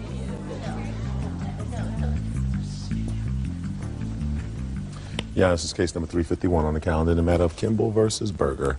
Parties have been sworn in, Judge. You may be seated, sir. Have a seat, please. Mr. and Mrs. Kimball? Yes. You and the defendant are neighbors. According to your complaint, as a result of her causing a disturbance, you called the police, and in retaliation for that, she threw some chemical on your car causing damage. Yes. You wanted to pay for that damage. Ms. Berger is countersuing for thousands of dollars because she says you had her falsely arrested. She's suing for malicious prosecution. So let's start. How long have you been living at your present location? 2 months. And you moved in after Ms. Berger was already there? No, ma'am. We was there quite a bit of time. We've relocated. We was there way before she was. So you moved? Right. After this incident? When she got out of jail, we moved. How long had you been living in the location where this incident took place? Almost 2 years. And how long had Miss Berger been living there? About 5 months. When did this incident occur? October. October what? 8th, year 2000. That was in the evening. Yes. Tell me what happened. Previous to this incident, we had called the police several times on Miss Berger because of loud music. We called the manager first, and he was afraid to go down there. Then we would call the owner, and he said, oh, just call the police. What kind of premises is it? An apartment? It's trailer park. She was right next to us. Playing the stereo at 8 o'clock in the afternoon. You'll have a chance. In the evening. Pay attention. You'll have a chance. Okay. Prior to Miss Berger moving in, did you have a neighbor in that trailer? Yes. Had you ever called the police on that neighbor? Yes. Why? Because he was apparently doing drugs. They had a small child. We were concerned about the safety of the child because we could hear him yelling at his wife, and the child was crying. Now, on the evening of October 8th, what happened? The loud music, if you can call it that, it was kind of a booming noise, started. And what time? It was about 8:30. It was a Sunday night. It was 7 o'clock in the evening. Miss The sun wasn't even down Miss yet. Berger, I'm telling you, you will have a turn. Okay. Now, I'm telling you nicely for the second time. The third time, it isn't nice. I want you to trust me on that. Okay. Go ahead. We listened to it for a while until we couldn't stand it, and so I called the manager. He wasn't home. I called the owner, and he said he couldn't do anything about it to call the police. So I called the police. They came out in about 10 minutes. The music stopped, and when the police left, she turned the music up twice as loud, so I called the police again. They came right back, and you could hear them arguing with her, and then they left, and she turned the music down. I was getting ready for bed right after that. My husband was in the kitchen, and he heard a man, and saw, well, he has to explain that. Yeah, there was her boyfriend or some gentleman there was with her. He hollered, "Don't throw that," and I looked out the window, and at the front of her trailer and where my truck was, she threw a liquid. So I put my shirt on, and you actually saw her? Yes, ma'am, I sure did. And then I presumed to go on out there after I got my shirt on. He was dragging her back in the trailer. She was screaming, cussing, "We're going to kill them people," and all kind of snores. So I looked around, and it was kind of a wet after, you know, the dew was already out. So I had a flashlight. I looked. I didn't see no dead places. I did see a little extra liquid, and I was scared she was going to come back out with a gun or a knife. So I returned into the trailer and locked the doors. And the next morning, we discovered the damage. It was done, ate up the paint and everything. So we called the sheriff's department, and he returned and made an investigation, and he tried to arrest her then, but she was hid in the trailer and wouldn't open it. So it was a misdemeanor. They couldn't break in. So they turned it over to the detectives, and the detectives later on, they charged her, the DA's office charged her, and then she had prior warrants. So when they picked her up, they put her in jail, and she had prior warrants, and she stayed there for quite some time due to the prior warrants. And that we have the police reports and all to verify it. And the pictures of the damage. And I'd like to see pictures of the damage, and I'd like to see the estimates to have them repaired. Yes, ma'am. Also, our car, my wife's new car was sitting there, and this happened on the 8th. And between the 9th, that's when the police come out and did the estimate on the damage and looked at everything and tried to arrest her. Between the 9th and the 10th, somebody hit my car on the turtle shell with a broomstick, and that's what those other pictures are about. And we presumed it was her. We didn't have the enemy in the place, so. When she got out of jail, we left immediately that day. We had our stuff moved that day as fast as we could. We just couldn't take How'd you know I another was chance. getting out of jail? Shh. What year is this truck?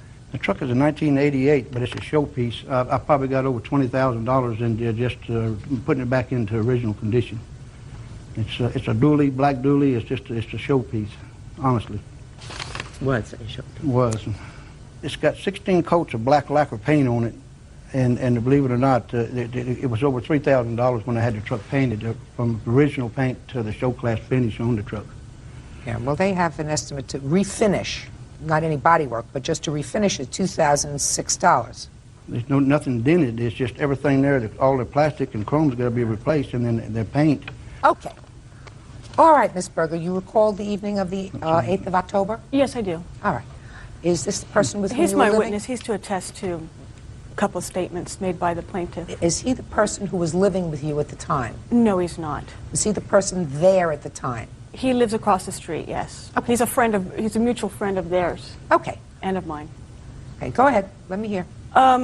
I was not anywhere near his truck. Let's start out with the music. How With the many times music. did the police come out that evening? Once. Once or twice? Twice. That's Okay, it was like 7:30 in the... Just a second. So the police came twice. Yes. They came the first time and told you to turn the music down. Yes. How much later did they come a second time? Maybe a half hour, 45 minutes later. Do you have a police report from Deputy Yes, I Conte? do. May I Yes, have I it, do. please? And I have the detective's Just give me the report. I'm a good reader. When the police came out for the second time, were you, in fact, told to turn the music down again? Yes, and it was turned off.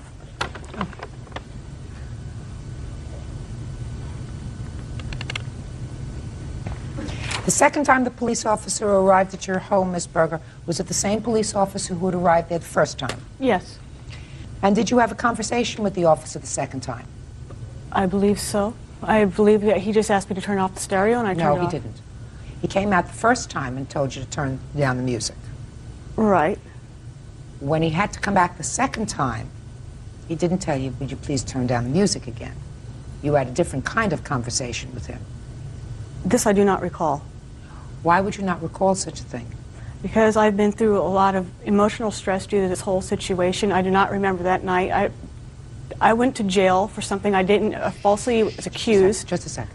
Anybody who is arrested for something remembers, unless there is a long history of arrest, which we'll get to in a minute, as to why you were incarcerated for such a long time on this kind of a complaint. So you do not recall what the officer said to you the second time he was forced to come back to your location. Basically, he told me to turn it down, or he was going to turn it off for me. Basically, what it boiled Okay, down so to. he was a little more annoyed this time. Right. That's better. So you turned it off, and according to your complaint, you did nothing. No, I did not do anything. I went to sleep. I went right to bed. Real cases, real people. Judge Judy. Drina and Jerome Kimball say neighbor Linda Berger dumped acid on their truck. Linda denies the charge and is countersuing the Kimballs for filing false charges. Okay. Now, there did come a time you were taken into custody. How much after this incident were you taken into custody? A week or two, perhaps. And when you were taken into custody, did you have a series of outstanding warrants? I had one warrant for driving on suspended license. That had been dismissed. I tried to get an OR on this vandalism charge. An OR was not granted. I had to stay in jail. I had to file for bail in order for me to be released. Right. The driving on suspended, I had time served, but they were not going to release me because I still had this vandalism charge outstanding. I had to bail out. So my question to you is, the initial reason why you were detained was because you had an outstanding warrant. There was two warrants. One was issued for vandalism, for the one that he had issued against me, and then there was the one for driving on a suspended license. When was the warrant issued for driving on a suspended license? A week before. When were you supposed to appear in court? For the driving on suspended? Mm-hmm. I don't remember the court date. Was it 6 months before, 3 months before? A week before. It was probably about a week or two before I was arrested for the vandalism. Why didn't you appear in court? I do not remember the reason now. And it's been months. Well, Miss Berger, how many times have you been arrested? 2 or 3 different times. Traffic violations. Have you ever been arrested for driving while under the influence of alcohol? Yes. When was the last time you were arrested for DWI? 3 years ago. Is that when your license was suspended? Yes. How long have you been driving with a suspended license? I no longer drive. How long had you been driving with a suspended license? Maybe 5 months. Why had you not gone to get a driver's license? Because it was suspended. It was revoked by the judge. There's no way I could have gotten one. Well, suspended 3 years ago. This is not a life sentence. If it's suspended for 6 months or 12 months or 18 months, unless your license was permanently revoked. Well, I had to complete an AB 541 program. Did you do that? Yes. I just now completed it. But you had not completed it prior. Right. Okay, so you were told 2 or 3 years ago that you could, in fact, get your license reinstated if you completed a program for alcohol abuse and driving. You chose not to do that, but just to go back and drive without it. Am I correct? Right. All right, so the judge got irritated and issued a warrant for your arrest. That warrant was the warrant that fell on you at the time you were taken into custody on their complaint. We have that in order? No. Because I was still going to stay in custody no matter what. But the vandalism charge was going to stick. I tried to get an OR. They would not release me. I had to bail out on it. I want you to listen carefully to what I said. Okay. You were taken into custody on their complaint. Correct. And at the time you were taken into custody on their complaint, the outstanding warrant fell. Correct. Okay. Right. We understand that? I understand. Did there ever come a time, Miss Berger, prior to the time that you were taken into custody on the warrant, that the police came to your residence and you heard and saw him knock at the door and refused to open the door? No. That never happened? No. Mm-hmm. So the officer who made this report and said, we went to Subject Berger's trailer home at the address. We knocked several times, however, she did not answer. I wasn't home.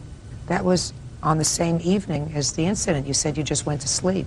And I was asleep. I don't remember. You asked the question if I ever not opened up the door for the police. Yes. Not knowingly. Okay. Now, what happened when you were finally brought before the judge in regard to the outstanding warrant that you had for a suspended license? Time served. And you had been in jail for 10 days? Yes. What happened on this case? Vandalism charge. I went before the judge and asked for an OR. I was denied. I had to have one of my friends bail me out. And what happened with that case ultimately? The case got dismissed. When?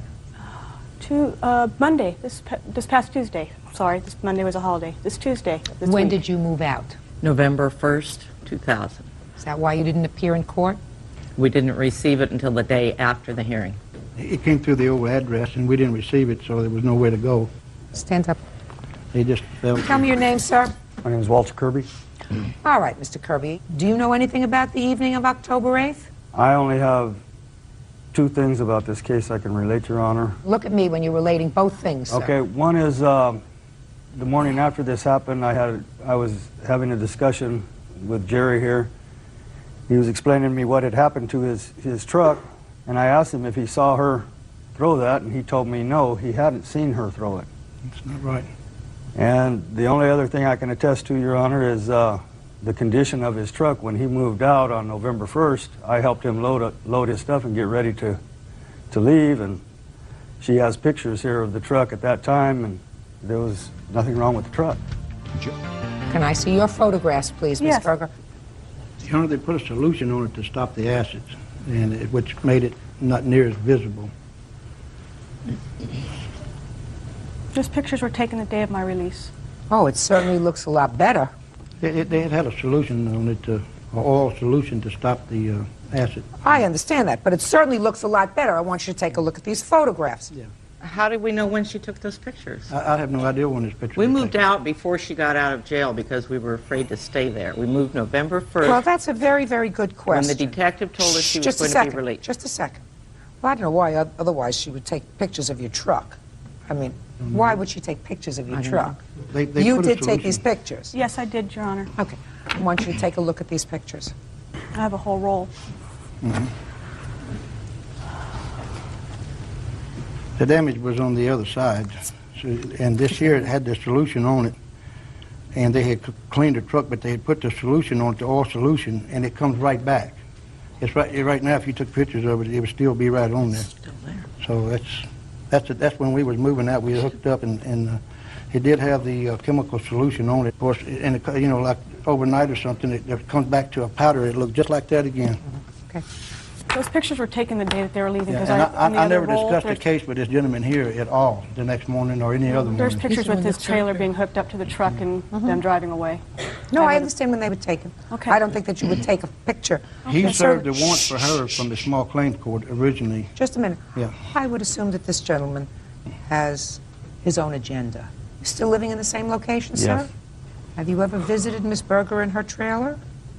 I've never been inside her trailer. I've talked to her. Has she ever been inside your home? No, that's not right. But Have a seat. Okay, let's get to the counterclaim first. There is no question in my mind that based upon the defendant's testimony, she was in fact held and, as a matter of fact, incarcerated on an old warrant and agreed to a sentence on that case of time served. So the time that she served may have been precipitated by the arrest on this case, which means that they found you as a result of this case. But when you agreed to plead guilty to time served and your penalty was 10 days in jail, you don't get to sue them for that. Do you understand? That was your debt to society. They don't pay for that. Even if I was in jail a lot longer than 10 days, I was in jail for more like 14. It doesn't make any difference if what you pled guilty, and then you agreed with your lawyer that the sentence of the court was going to be time served, which means your penalty was the time that you served in jail, whether it was 8 days or 10 days or 14 days or 20 days. That was your penalty. Could have been 60 days. That was your penalty. That's what you just told me. So you don't get $5,000 from them. Wasn't it up to that point? Who asked you, Mr. Independent Witness? Her penalty was up to that point where they said time served. She stayed in jail after that, Your Honor. You can discuss that when you visit her later on. You get me? Judge Judy will continue in a moment. Now, let's get to the incident. The only question that I have, sir, is with regard to the damage. I have to take your word for the fact that initially you can shine up this thing and it looks pretty good, but within a day or 24 hours or 48 hours, some of the white powder comes up. There is no way in hell that you're getting $5,000 to repaint this 1988 truck. I want you to forget it. Now, they may be able to simonize it, buff it, repaint one layer, repaint 2 layers, but there's no way that I'm going to order her to pay $5,000 to put on 10 coats of paint on a 1988 truck. Especially one that doesn't clean up too badly. You have an estimate that says paint, $2,006 for refinishing the truck. That's what I'm ordering. Judgment for the plaintiff, your counterclaim's dismissed. Thank you. Parties are Thank you, Your Honor. excused. You may step out. For wrecking her car after a party. Order. All rise. Quiet in the courtroom.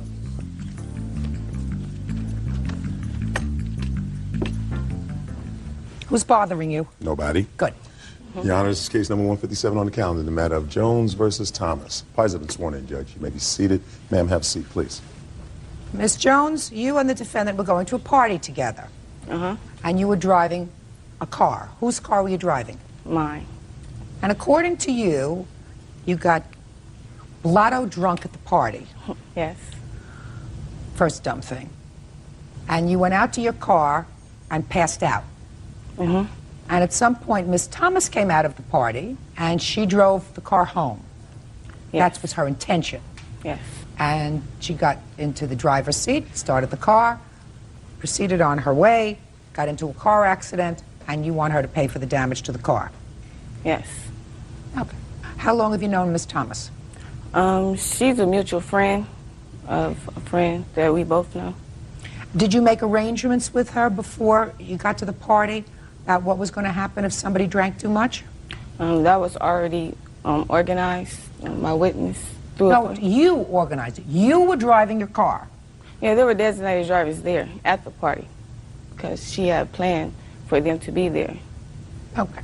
Now, when Miss Thomas came out, she got into the driver's seat. Were you aware that she was there? I was asleep. And what was the next thing that happened? I woke up in an accident. I don't know what happened. You don't know what happened? I know we woke up in an accident. I knew that she shouldn't have ran the stop sign. Well, you don't know anything because you were, according to you, dead drunk, right? Yeah, I was asleep. Drunk? All right, so you don't really know what happened. Is that right? No, I don't know how she got into an accident. You don't know what happened. You don't remember anything from the time you made your way out of the party and collapsed in the car, according to you, until the time you were in the accident and jolted from the accident. Yes. So, Miss Thomas, I'm going to turn to you. According to you, you came out of the party. Had you been drinking? No. I had a drink. Let me correct myself. I had drunk prior to the party because they had a gathering before we went to the party. What did you have to drink before you went to the party? I had a cup of Hennessy, 1 cup of cognac Hennessy. And you had nothing to drink at the party? At the party, no, I didn't drink at all. Why? Because in the party, I didn't have really that much money on me. And she had a big jar of some kind of drink with blue juice or so forth. I don't know what it was. That she I had with her? tasted, but I didn't actually, you know, have a drink on my own. I don't care whose drink it was. You did have something to drink at the party. Yeah. You didn't have your drink, you had her drink. Right. Her blue juice. Yeah, whatever. What happened when you got to the car, Miss Thomas? When we got to the car, we sat in the car for a little while. Who's we? Me, her, and two of her cousins. We was talking. We had a smoke break. We went to the car. We smoked. They smoked or whatever. We smoked what? We smoked. Cigarette smoke. Cigarette. Anything Cigarette. other than cigarettes? No, ma'am. Oh. No. Okay, and we all talked. We all talked in the car, so forth, and then after that, she was sleeping in the passenger seat. In the club, several times, she told me at the table. Who told you? Keisha. She told me, "Can you drive?" She kept on making. She kept on making suggestions and asking me questions. Could I drive? On our way going there, she said that she was really feeling the liquor or so forth. She was like, "You might have to drive home." So I kind of set in my mind that I'm not going to drink too much, even though she did ask me that I have license. I told her I did not have license. Okay. I said, "Do you have license?" She said, "No, she don't have license neither." Judge, I had a license since I was 16 years old, and I was always told, do not let anyone drive your car without a license. But you did not have a license. She did not. I didn't have a license, and I made this aware to her that I didn't have a license. So if you did not have a license, Miss Thomas, there came a point when you got into the car and started to drive the car. Yes, ma'am. Want to explain to me why? I drove home because I didn't have a way home, and we were the only ones left at the party at the time. Prior to me driving home, she kept making it secure for me to drive home. Just a minute. You get into the car. She wasn't She's asleep asleep. at that time. Listen, pay attention to me, Miss Thomas. You get into the car. Is she asleep in the car? Okay, she was asleep in the car, but when it was time for us to get ready to go, that I had her keys. Ma'am, my thing is, if I didn't have permission to drive your car, how did I get your keys? No, just a minute. Don't ask me any questions. That's what I'm saying. How did I get your keys? Just listen to me. They were in valet Listen to parking. me. You got into the car, into the driver's seat of the car. Mm-hmm. Did you, when you got into the car, before you started the car, have any conversation with her at all? Yes, I had a conversation with her. She started throwing up.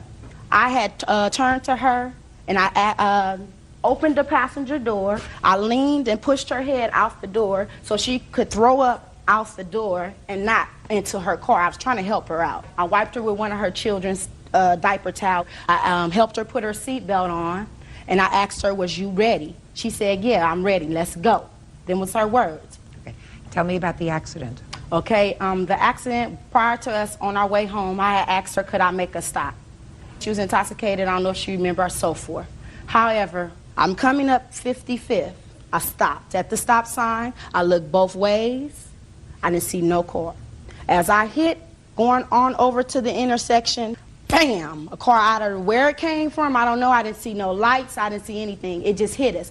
Bam. I shook her, and I just told her that these gentlemen has just ran into us, that we had a car accident. What? Or whatever, she pops up out of her, she's like, we have a car, whatever. So by us being in the middle of the street, I backed the car up, and I parked it where we would be out the middle of the street. So here come these two gentlemen. They all ranting and raving. She's mad that we's in an accident. These gentlemen, we two women out here, it's 2, 3 in the morning. We're by ourselves, and it's two men, and then they ranting and raving. I don't know what they're going to try to do to us. I don't know if they're going to bring any harm to us. So me, with my mouth, I'm not going to let nobody, do nothing, no harm to me. I said to them, no, it's not my fault. That says, how everyone, you get in an accident, they want to blame you. I'm trying to calm her down to explain to her what went on. I'm trying to explain to these gentlemen what went on. Thank God that we was over somewhere where I have family. So I asked her, I said, Keisha, come on with me and get out the car for the police or anybody. We involve the police or however. You're drunk, and they smell of liquor. She refused to leave. She refused anything. She would not agree with me at all. Fine. So the police arrived at the scene? No, I had left the scene. Yeah, she left when the police I came. left because she refused to help. You left the scene? Yes, I left the scene and went to my cousin's house. Judge Judy continues in a moment. They gave you a ticket for running a stop sign? No, they gave me a ticket for no license. She didn't even give the police her real name. Real cases, real people. Judge Judy. Kaikisha Jones says her former friend, Tanya Thomas, owes her for wrecking her car. Tanya says it was the other driver's fault. So you left your friend alone at 3 o'clock in the morning. Yes, ma'am. In the car with two men. Two men that she was talking to. That she was made herself accountable to. You left. And you didn't leave and go and call the police because you said you didn't know what these two men were going to do to you. You said that to me a moment ago. You didn't know what they were going to cause any harm to you. So you leave your friend who's drunk with these two strangers, even though you were in fear, and you didn't go immediately to call the police? No, ma'am. Well, that was a big mistake. I mean, there were a lot of mistakes here, but that was a mistake. Don't you see that? Okay, reason why I didn't call the police because the gentleman had already called the police prior to me calling, before I could call. I'm not ready for you yet. Okay. So you heard the two gentlemen calling the police? I heard, yes, ma'am. And you took off? No. Yes, you did. You left. No. Hey, you left. You didn't wait for the police. Miss Thomas, you didn't wait for the police. Yes. All right, yes. Did you come back to the car? Yes, ma'am. How much later? Right afterwards. Were the police there when you arrived? Yes. Oh. They arrived at the same time I arrived. Okay. Did they give you a breathalyzer test? No, ma'am. But they gave you a ticket for running a stop sign? No, they gave me a ticket for no license. But not for running the stop sign? No, ma'am. She didn't even give the police her real name because she don't have a license. Well, they must have asked for her license. She don't have a, that's what they wrote her a ticket for, not having a license. Well, that's what I'm saying to you. Okay. Okay, Miss Jones, let me see a picture of the car, please. Now you can step up. Now I'll hear you. Tell me your name. I'm Loretta Smith. Miss Smith, how are you related to, or how do you know these two young women? This is my cousin, and it was my son's birthday party. And I had already had designated drivers, and Miss Thomas was not one of my designated drivers. By me being a mother, there is no way I would let Miss Thomas get behind the car without no driver's license and she was drinking. How many children do you have? Have one. How old is your child? She'll be one on the 28th. Where was she that night? She was at my auntie's house. At your aunt's house? Yeah, overnight. How come you drank so much? Make you sick? You know, it was a surprise party, and we were just having a good time. I had 2 drinks. I'm not a drinker, so I had 2 drinks, and it was way past my limit. Way past. You feel as if you owe any responsibility for this accident at all? No. There were designated drivers there. Her services were not And I needed. had designated drivers Now, there. did you have, what's your last name? I'm Smith. Miss Smith, did you have a conversation personally with Miss Thomas about providing a driver to drive the car home? No, ma'am. So you did not? No, I did not know Miss Thomas. What I knew is I had a designated driver. That's not my question. My question was, you did not have any discussion with Miss Thomas? No, ma'am. About No, ma'am. providing a driver to go home? No, ma'am. Okay. And according to Miss Jones, she was dead drunk in the front seat of the car. Yes. So you have Miss Jones, who may know that you had a designated driver. Right. But she's totally incoherent. Right. And Miss Thomas doesn't know, according to you, about designated drivers because you never had a conversation with her. Right. Thank you. Sit down. You were wrong to drive a car without a license, whether she gave you permission to or not. You were wrong. You don't know whether you gave her permission to drive the car because you were drunk. And it is very possible that she got into the car and she said, "You ready to go? Let's go." And you said, "Yeah, let's go." That's possible. You can't tell me it's not possible because you don't remember because you were drunk. Okay, can I just say one thing? Mm-hmm. She claims that she was waking me up all this time. I should have been woke. Waking me up. I never can said I I drive woke your you car? up. Just a minute. Can I go and make another stop on 5050 San Pedro, which is 2 miles away from my house? People who want to act responsibly are not supposed to put themselves in a position where they're so inebriated that they don't remember what happened. Okay. That's what you did. All right. Now, Miss Thomas didn't know that there was a designated driver. Okay. According to your witness, She is partially responsible for what happened to this car. Absolutely. You are, and if you think you're not, you're nuts. Because you were driving without a license, you had something to drink that night, and in addition to that, whether you say this car came out of nowhere, you had a stop sign. So you're wrong.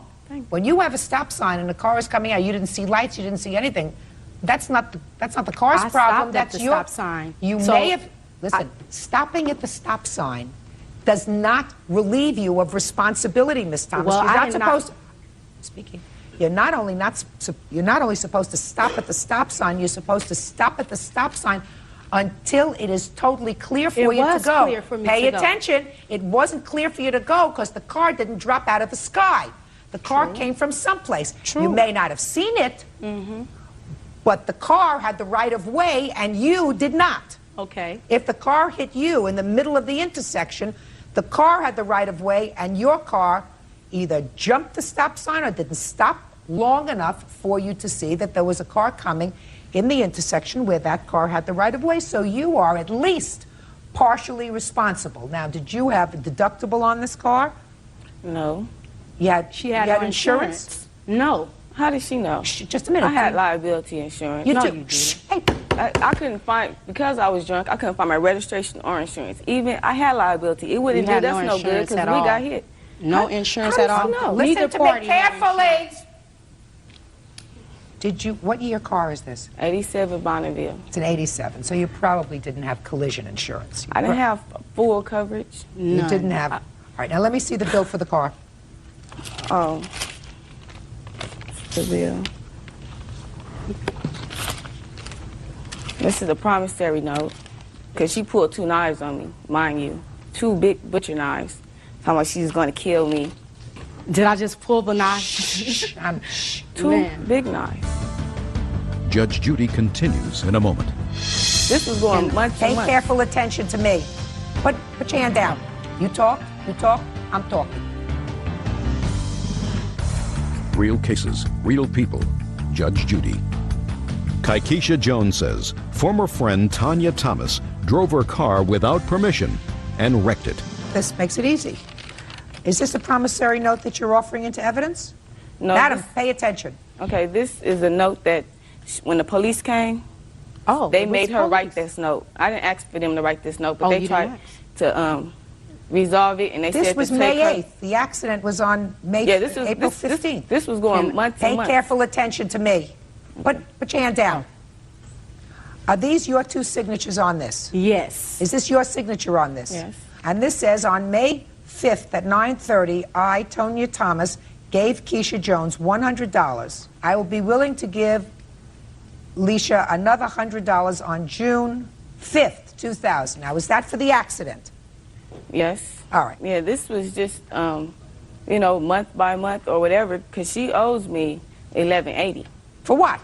Well, I needed another transmission for my car. The way we was hit, my car spun around and the transmission busted. So is what you're telling me that this other $100 she was supposed to give you was not in full satisfaction of what you thought she owed you? No. Well, I'm trying to figure out, madam, exactly how much it was to fix your car. $11.80. Now, I see $206 and $350. Here's the, estimate that the mechanic gave me, which is another transmission. I don't have, I'm not dealing with that. I have this estimate here, right here. That's a receipt. $206 and $350. What was paid for so far was $350, which is all you paid so far. Yes. Where is the car now? I parked at my dad's house because I had to take it out the shop. I didn't have enough money to get the transmission. Judge Judy continues in a moment. All you paid for the car thus far, and the only estimate that you have. This is the estimate. Let me see that card. I mean, he said he, you know, it got his card and it has the amount for a used transmission. I'm not trying to get over on her. I just want what's rightfully mine. That's exactly what he gave me. Your Honor. What? She have my belongings that she had at the club. I have about $225 worth of belongings that was left at her cousin's house that I got dressed at. Listen to me. That I got dressed at. Miss Thomas! You gave her $100 so far? Yes. Between what it cost, which she paid for, which was $350, cost of a transmission is $450. That's for a used transmission. Does that sound right to you, Bird? Sounds about right. Then you have $250 for labor. She gave you $100.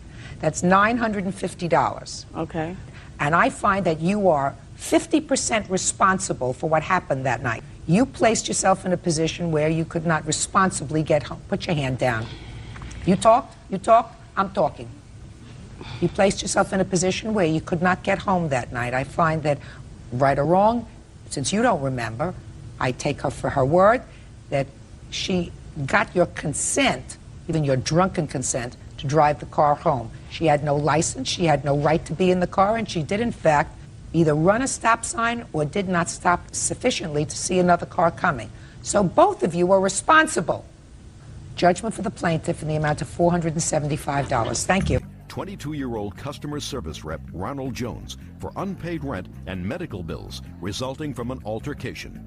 Ronald has a countersuit for the cost of his furniture after she slashed it with a knife. Order. All rise.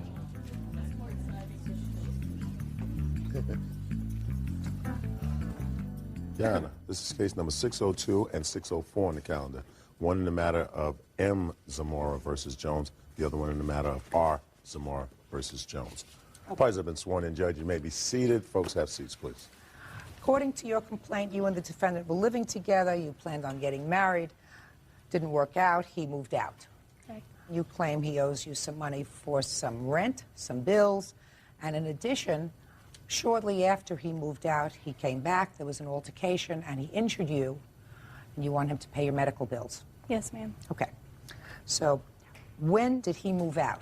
He moved out in June of '99. And what month's rent do you claim he owes you? Last month's rent. Which month?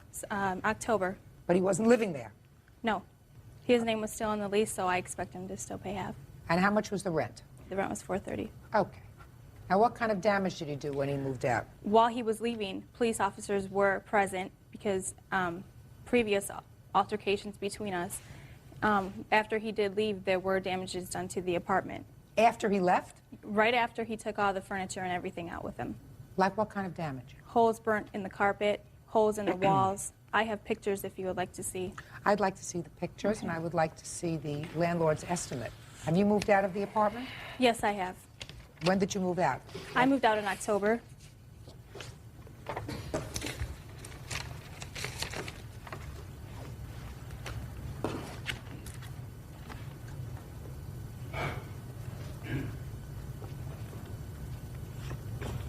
Now tell me about the next part of your lawsuit, which has to do with an assault. He came to my apartment after he had left. He had heard rumors that I was seeing somebody new and got jealous. When was that? This was in September. He came to my apartment. We got into an argument. We ended up outside, and an altercation happened between us. Well, tell me about it. I was arguing with his new girlfriend, and he grabbed me by my arms, putting multiple bruises on me, which I also have pictures of. We were pushing and shoving, and my knee popped. The ambulance was called. I went to the emergency room. Well, how did your knee get popped? He pushed me. Not true at all. Not true at all, Your Honor. How did he push you? When he had grabbed me by my arms, I was trying to make him let go of me. I tried to get away. He grabbed me from behind with his right hand around my throat. When I was trying to get away from that, I was twisting and turning since he had a hold of me, and that resulted in my knee popping. Were you fighting with his girlfriend? No, I was not. Were you fighting with him? Yes, I was. How were you fighting with him? Trying to get his arms off me. How did you get outside? I was trying to get him out of my apartment. How were you doing that? He tried to shove his way in my door, and I told him to leave. It resulted in a fight. He tried to steal my cat, try to get my cat back. After that, that's when he grabbed me by my arms and then grabbed me from behind with his... How did you try to get your cat back? Just ran after him. Were you arrested for that? No, ma'am, I was not. Were you taken into custody? No, ma'am. No charges were ever filed in regard to that case? Later on, about a month later. I pressed charges the same day, Your Honor. About a month. It was about a month later. I've received a phone call from my father at work. It said that there was police officers came for a warrant. I turned myself in, and then it proceeded from there. I had to go to court for it and everything. Well, that's what I want to know. You did go to court. Did you have a lawyer? Yes, I did. Did you appear before a judge? Yes. Was the case resolved? Yes. How was it resolved? I had deferred prosecution, where I had to stay away. We had to both stay away from each other for 180 days. If no altercations were occurred in 180 days, then the case was dismissed. You may call it a deferred prosecution, but it really is a period of 6 months probation. Okay. Did your lawyer explain that to you? No, he didn't explain to me fully what, like I said, he said I had no charges were pending or anything like that. The prosecutor informed me that there wasn't enough evidence and I had too many witnesses. Don't tell me what the prosecutor told you about not enough evidence. There wasn't enough evidence. You should have insisted on a trial. Then you would not have had a 6-month probationary period. What did you go to her house for in September? I was with her sister and my girlfriend here. We went to her house. I dropped her sister off. She said she had to talk to her. And at that time, we had a cat that I got, and it was running around in the stairs. It ran up the stairs. I followed the cat. She was already talking to her sister at the time with the door open. I went up there to get the cat. I picked up the cat. Then the man that moved in with her after I left the place started saying stuff to me, arguing with me. Then she proceeded to argue with me. She came at me, smacked me in my face, started punching me in my chest. Not true. I went to walk away. Her sister grabbed her, told her to leave me alone, to let me go. I grabbed the cat, proceeded down the stairs, got all the way outside of the apartment building. She ran past me, went to my car where my girlfriend was sitting. The window was cracked. She was talking on her cell phone. She proceeded to stick her hands through the window, the cracked window, grabbed her by the hair, Not true. and started pulling her out through the window. Did that happen? Yes, it did. Go ahead. That time she grabbed her, I told her to let her go. I did grab her arms to pull her hands away from her hair. I said, let go of her hair, let go of her hair. She said, no, I'm not going to let go. I said, let go of her hair and I'll let you go. She finally let go of her hair. I backed away, and then she proceeded at me again to hit me. She got out of the car. Then Monica proceeded to go after her. When she started proceeding to go after her, she hurt her knee, fell down. Your Honor, Then I the have ambulance was pictures called. of the multiple bruises that were on my arms that he gave me. Oh, I'll take a look There's at no them. other way I could have gotten these. I'll take a look at them.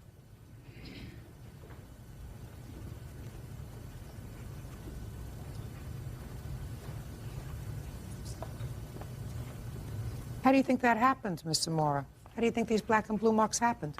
By him. He gave them to me. How? By grabbing me and holding on to me. Mm-hmm.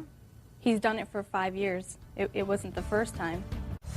Real cases, real people. Judge Judy. Monica Zamora says her ex-fiancé, Ronald Jones, owes her for rent and for medical bills resulting from an altercation.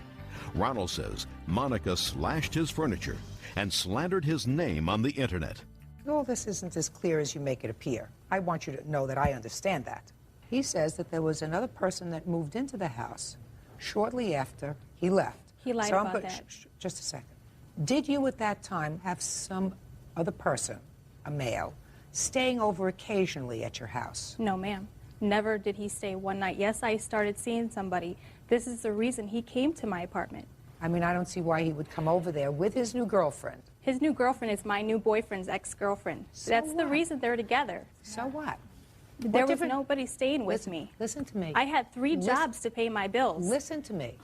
He didn't come over there because he was jealous. He may have come over there because his girlfriend said to him, why are you being such an idiot and paying the rent when he's staying over there with her? Now, that may or may not have been true.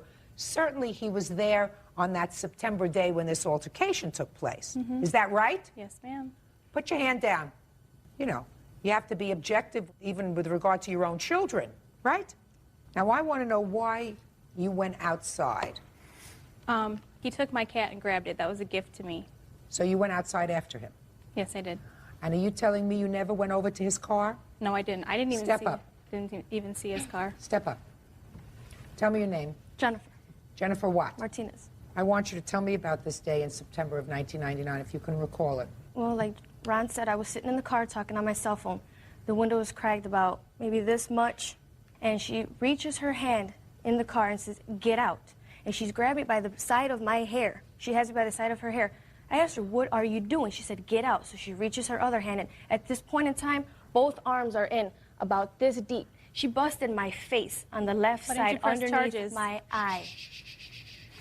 At that time, Ron went over there. He was like, look, let her go. There's no need for this. We're leaving. We're leaving. We're leaving. So she's like, no, get her out of the car. I want to beat her up and so forth and so on for whatever reasons of her own. To this day, I don't know. Fine. So she tries to get me out of the car. So I told her, how am I going to get out the car out of a crack of a window? Let me open the door.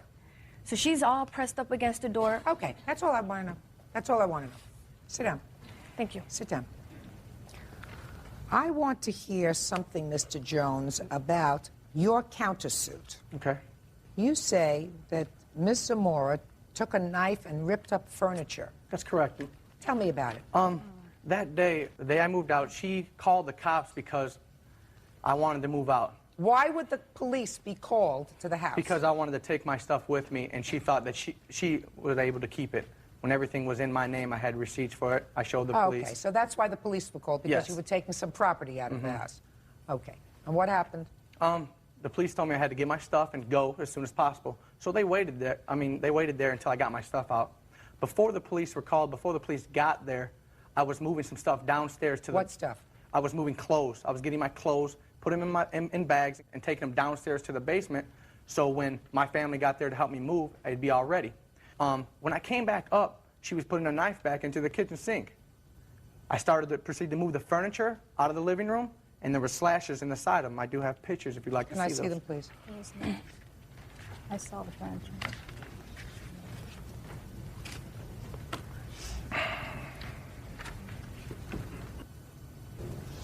There's one slash, is that right? Is that what you're telling me? There's a slash in each end of the couch and the love seat. I see. Did you do this? No, ma'am. There's no reason for me to rip my own furniture when I paid for it. No. There isn't. I paid for that furniture. That furniture was in both of our names, but it didn't matter to me. I just wanted him to leave. Well, why do you think somebody would slash the furniture like that? I have no idea why he would do that. Or who else why would do anybody it. would I don't do know. that to their furniture either. All right. There's another part of this lawsuit. Now you can stand up, Mr. Zamora, because you're suing him because you say he borrowed $350 to use as a security deposit for the apartment. Did he borrow that money for security deposit? He borrowed the money to get an apartment and incidentals. He did not have a place to live. He had just started to work. Security deposit is $445. Who put down the security deposit? I borrowed the money from him, Your Honor, for the security deposit. So you put down the security deposit on the apartment with his money? Right. I put down a first month's rent, and he loaned me the rest of it for the security deposit, which I borrowed $550 from him. And you paid some back? I paid some back. So $350 is left. Is that right, Mr. Yes. Zamora? So your daughter did not put down any security deposit in this apartment. Is that right? Correct. The cleaning and painting is just $395. Yes, I'm only asking for half the last month's rent, but I want him to pay for all of the damages because he did the damages. No. $395 is cleaning and painting. Okay. Half of that, say it's $200. Okay. But he's already got $350 in there for security deposit because she didn't put any in. You can't get it both ways. You can't get your loan back from him, plus you're going to get back the money from the security deposit that's not eaten up by the landlord's cleanup. Can't get both. You following me? Perfect. So, in addition, I don't believe your daughter with regard to what happened that day in September when she called the police and there was an altercation at the house. I don't believe her story. What? We have previous police reports of their altercations. I don't care about previous. That's not what I'm here talking about. I'm telling you, I do not believe the story that your daughter told me that he assaulted her the way she described it and that she was solely without blame. I do not. It takes two to argue. I do not believe that it came about the way she described it to me, that he, for no reason whatsoever, assaulted her. I do not believe it happened that way. We have previous police reports of him assaulting her. Stop it! Oh, no. I mean, so he's not going to stop assaulting her unless you tear him apart. I believe that she got bruised in the arm because she went after his girlfriend in the car. I believe that that happened. I'm not saying you're blameless with regard to the altercation that happened in the house. I believe that you shouldn't have been there. Correct. Period. End of discussion. You should not have been there.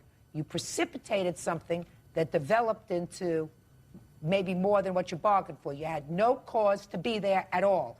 But I do not believe it happened in the way that the plaintiff described, so I am not holding you responsible for her medical bills. You have a hospital report? I should. Sir, and I'm not even entertaining your defamation of character end of your lawsuit. She said she put nasty things about you on the internet? Yes, Your Like Honor. what? I have a paper printout up from American Online. Let me see it.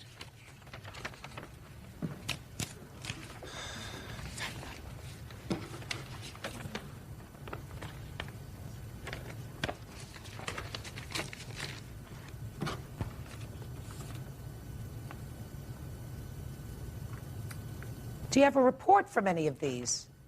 A report? That says that what the x-rays found. I think that's all I have, Your Honor.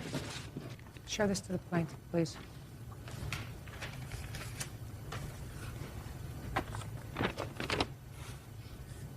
Is that your handle on the internet? No, it's not. But it's funny. But Yes, no, I did not do this. What proof do you have that she did that? That is her online name. Her nickname is Coca. Since I've been with her for 5 years, it's always been that. My friend was online. She emailed him. He didn't know who it was. He looked up her online, her profile. That's under her profile. He called me the next morning and told me what was going on. So I asked him to print me a copy of it. Did you ever use the name Coca? Yes, it's been my name for a long time. Well, why didn't you say that? I said, is this your handle? You said no. Oh, I thought you asked me if I did that. I didn't ask you if you did that. I said, is this your handle? Yes, it is. Uh-huh. Why would anybody put such a terrible thing on the computer? I don't know, ma'am. I can't tell you because I didn't do it. No? I did not type those things. Anybody could have typed that. Well, I know that.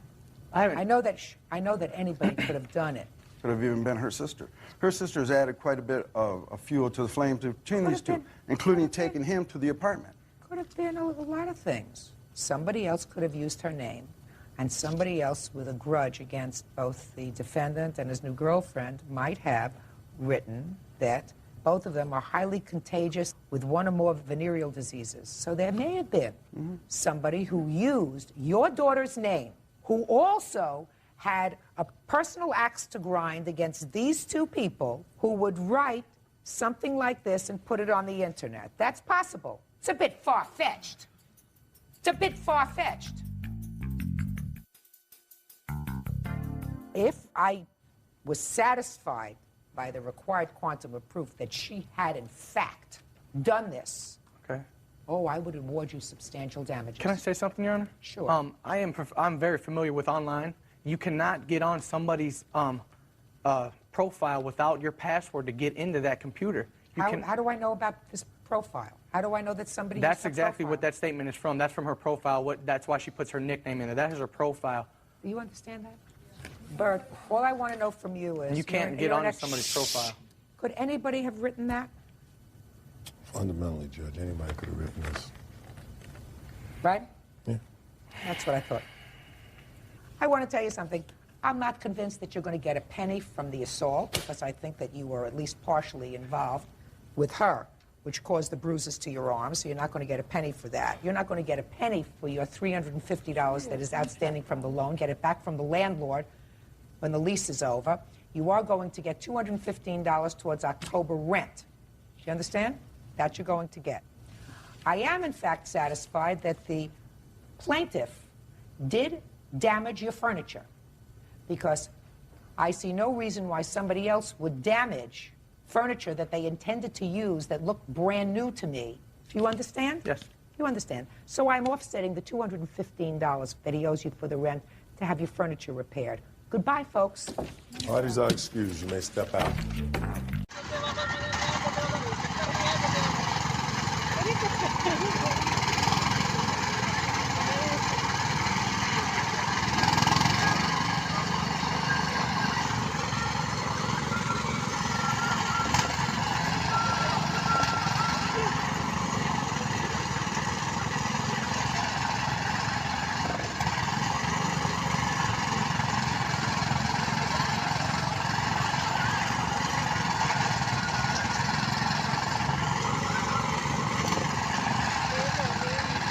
नहीं हूँ नाश्ता करेगा बस कम खाएगा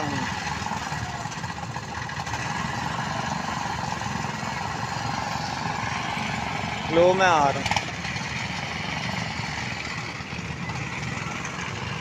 डाल दिए माचिस को दो जला दो अबे किसे जाओ सही है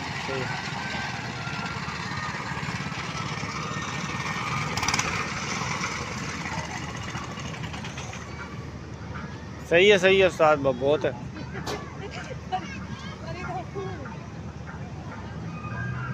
ओह